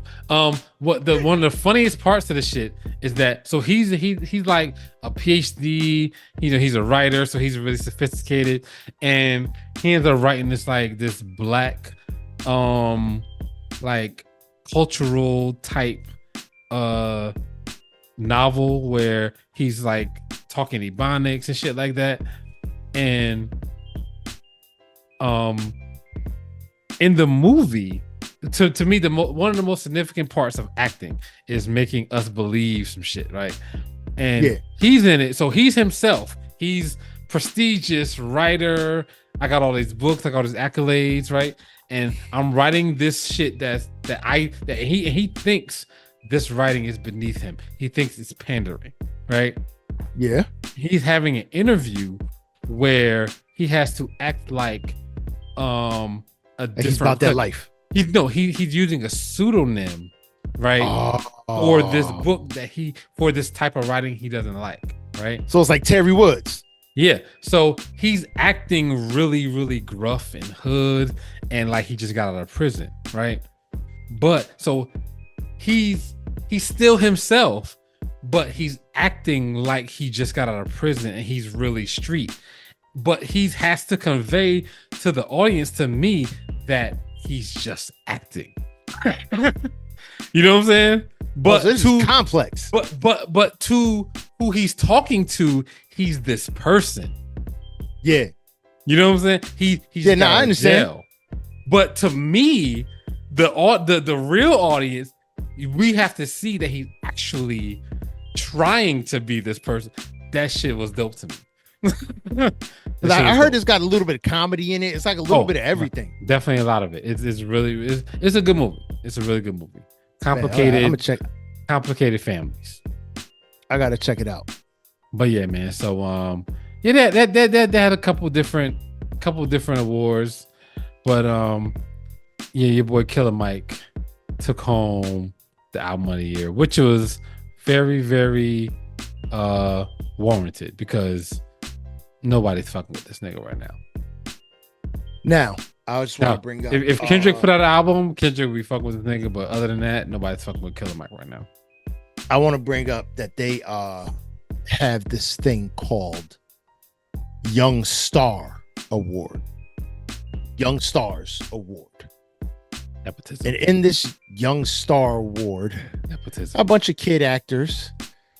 But who gets a bunch of kid actors? I have no idea who any of these people are. Blue Ivy Carter. Yep. They just throw her a BET. We're like, hey, take this. You've done absolutely nothing. Take this. She performs with her mom all the time. Does that make you a star because you're the lead background dancer?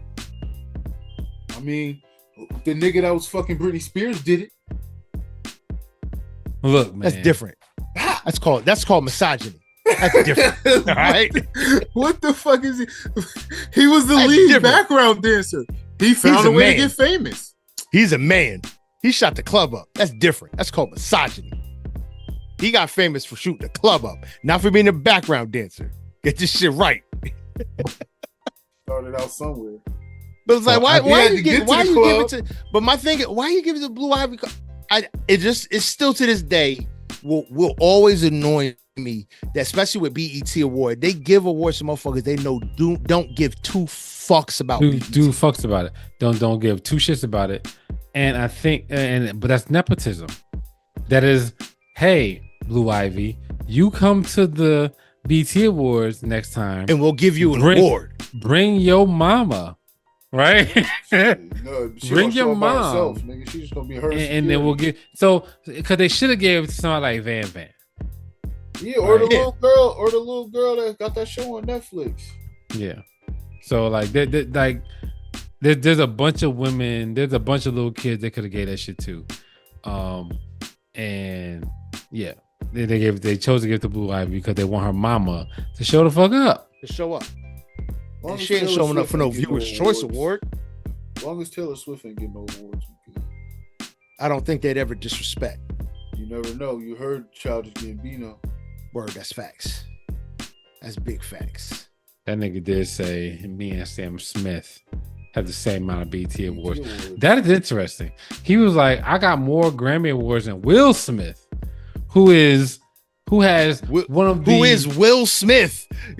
Well, that's one of the longest, most decorated careers in entertainment history, probably, right? And I'm saying that off the top of my head. I don't actually know that. I'm just assuming that Will Smith in all of entertainment, yes. Remember, decorated. He was Mr. 100, like $100 million movie, $100 million movie, when 100 million was like the benchmark. Yeah, like that was making big money. He's hella decorated, and Childish Gambino's like, I got more Grammys than that nigga.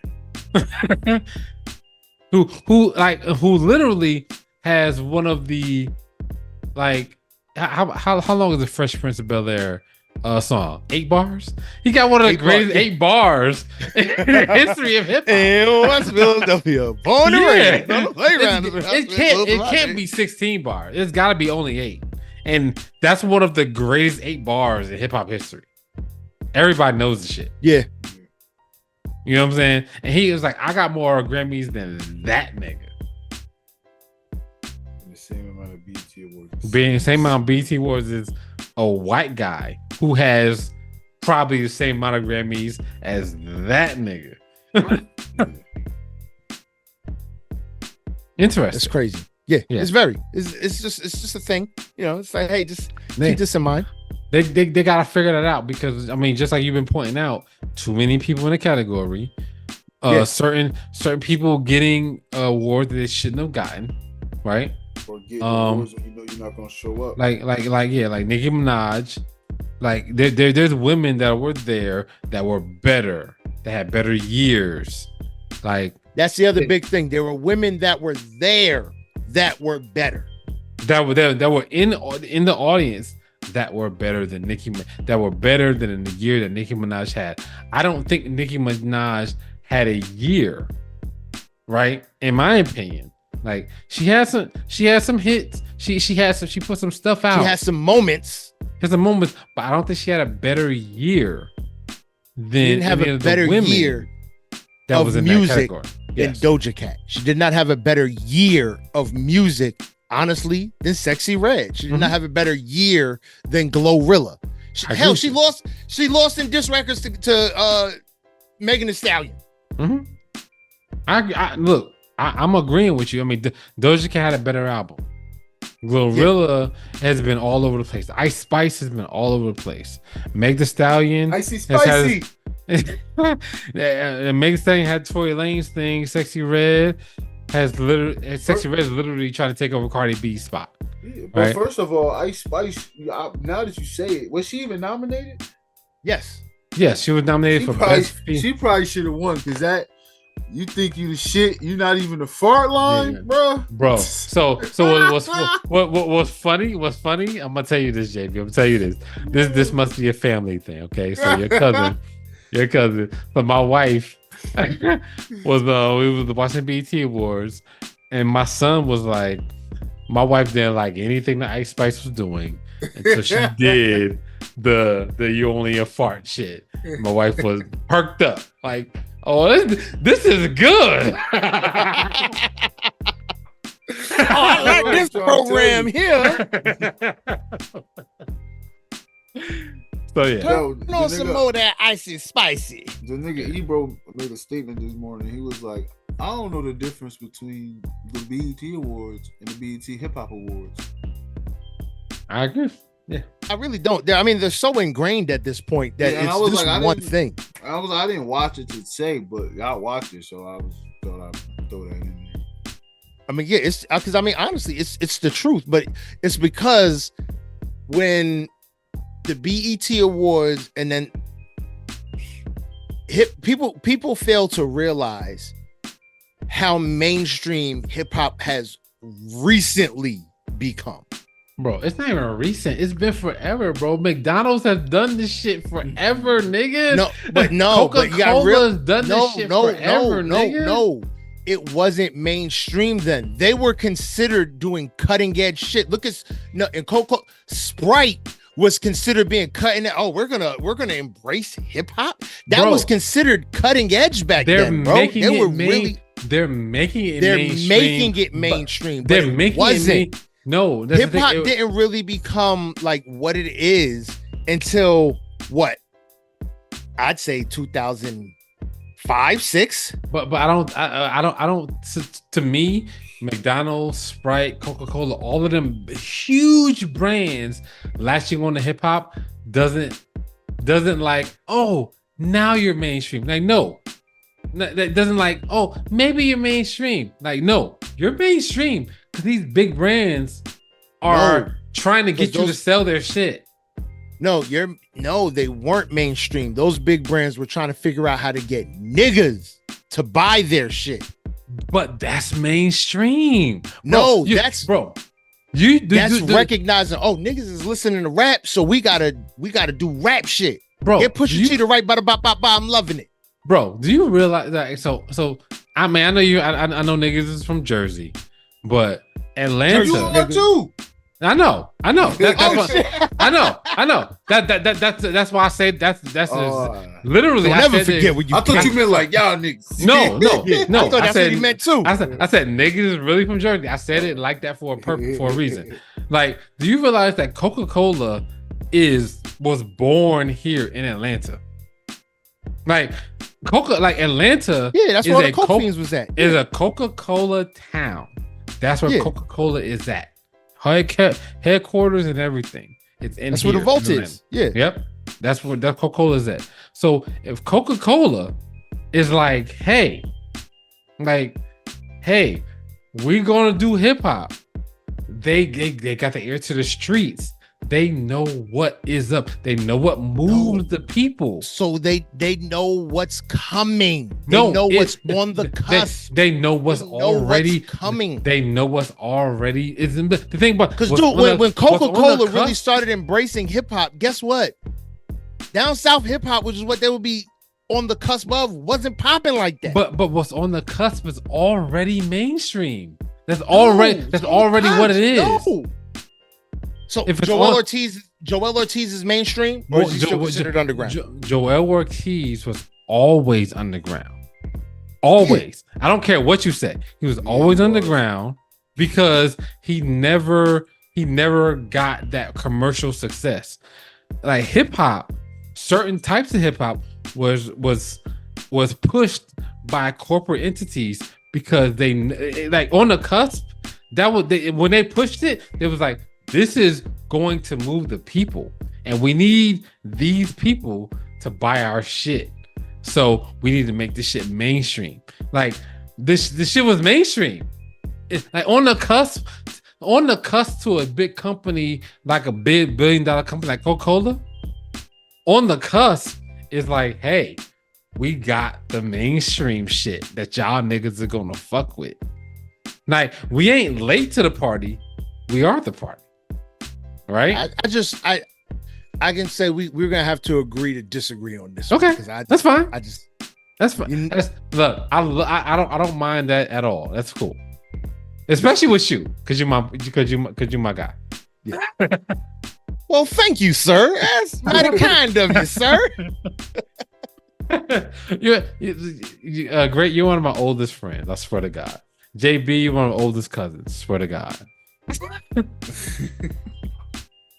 I don't know if this is a compliment or a diss. Yeah, you an old nigga now. I was with JB at motherfucking Spring Lake Park, and your cousin, your little cousin, I ain't gonna say his name. He cursed, and you yelled across the way. You know what I'm talking about. You know how Spring Lake Park is. Yeah. Your mom's on the other end. You yelled across the way. This nigga cussing.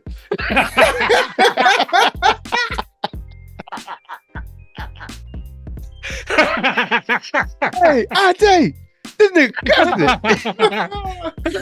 I used to do stupid ass shit, bro. You yelled across the way to your moms and your aunts. This nigga cussing. So you know we was at the basketball court, nigga, and your mom's across the pond. Yeah, on the other side of the track.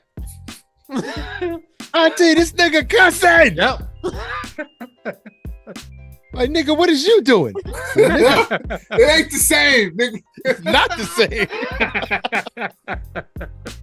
Oh shit. Yo, that shit funny to me, man. I remember that shit. Oh man. All right, so where we at? Is that a wrap? We out of here, bro. Get us out of here, great. You don't want to do the outro, bug? You want me to send you the script? Hell no. I am not the daddy. That's how that nigga was reading this. I am not the daddy. Maury, you gotta believe me. All right, man. Yo, man, I hope y'all enjoyed this episode, man. This is another episode of the I Do It for Hip Hop podcast. This is what we do. We come here, we have a good time. We talk black music, i.e. hip hop, R&B, all that good jazz, black culture, black moves, black love, black life. You know what I mean? It's what it is. If you want to find us any other way than how you're listening right now, you can do that by signing on to Apple Podcasts, SoundCloud, Listen Notes, iHeartRadio, Google Podcasts, Spotify, and or YouTube. If you want to get in contact with us, the best ways to do that is the email idoitforhiphop1@yahoo.com, or you can hit us up on the IG Messenger at idoitforhiphop_podcast. You know what I mean? If you got music you think we should be listening to, chopping up on this here show, those are the best ways to get it to us. But understand that if we think it's good, we're going to say it's good. If we think it's bad, we're going to say it's bad. If we think it is terrible, trash, kabibble, we're going to say that too. Because music is subjective and it is subject to criticism from who? Us, the real people. You know what I mean? If you want to follow us directly, you can do that by logging on again to the IG at I Do It for Hip Hop _podcast, or go on Facebook. I Do It for Hip Hop Podcast. If you want to follow me directly, you can do it by going on to the Twitters or hit me up on IG at Great Pharaoh, GR8_PHARAOH. You can also hit me up, man. I do the art thing. If I do paintings, if y'all want some custom work done or just want to enjoy the work that I put out on IG, you can do that by hitting me up at Pharaoh's Soul Studio. PHARAOHS_SOL_studio. You know what I mean? Boog, man. Why don't you tell them where they can find you? So I want to make sure y'all know to hit this nigga Great up on his Instagram. He's an amazing artist. I've been friends with this nigga at least 20 years, and I didn't know this nigga was a beast at painting. It's been 20? Look, I don't even know how long it's been. I was what? When I started working at the hospital, 16? So more than that. It's been like 24, bro. It don't even fucking matter. Damn. It don't even fucking matter. Like, so I knew this nigga could sing. Like, so I'm gonna tell you, my son is 14. He be like, he can do that too?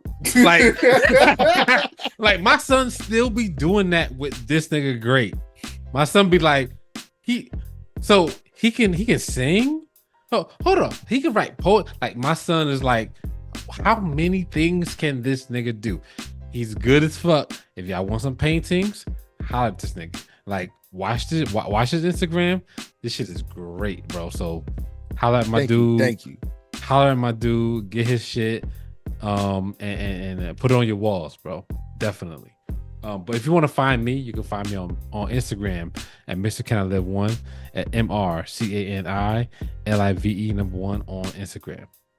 Yo, that's what's up. That's what's up, man. You could also hit up JB, man. Tell them where they can find you. You can find me on IG, Mac Bailey, MacBailey. You know what the fuck it is. Nice. It's the only time I'm saying it right, man. It's faux. We were so close. No. I fuck with it. Real talk.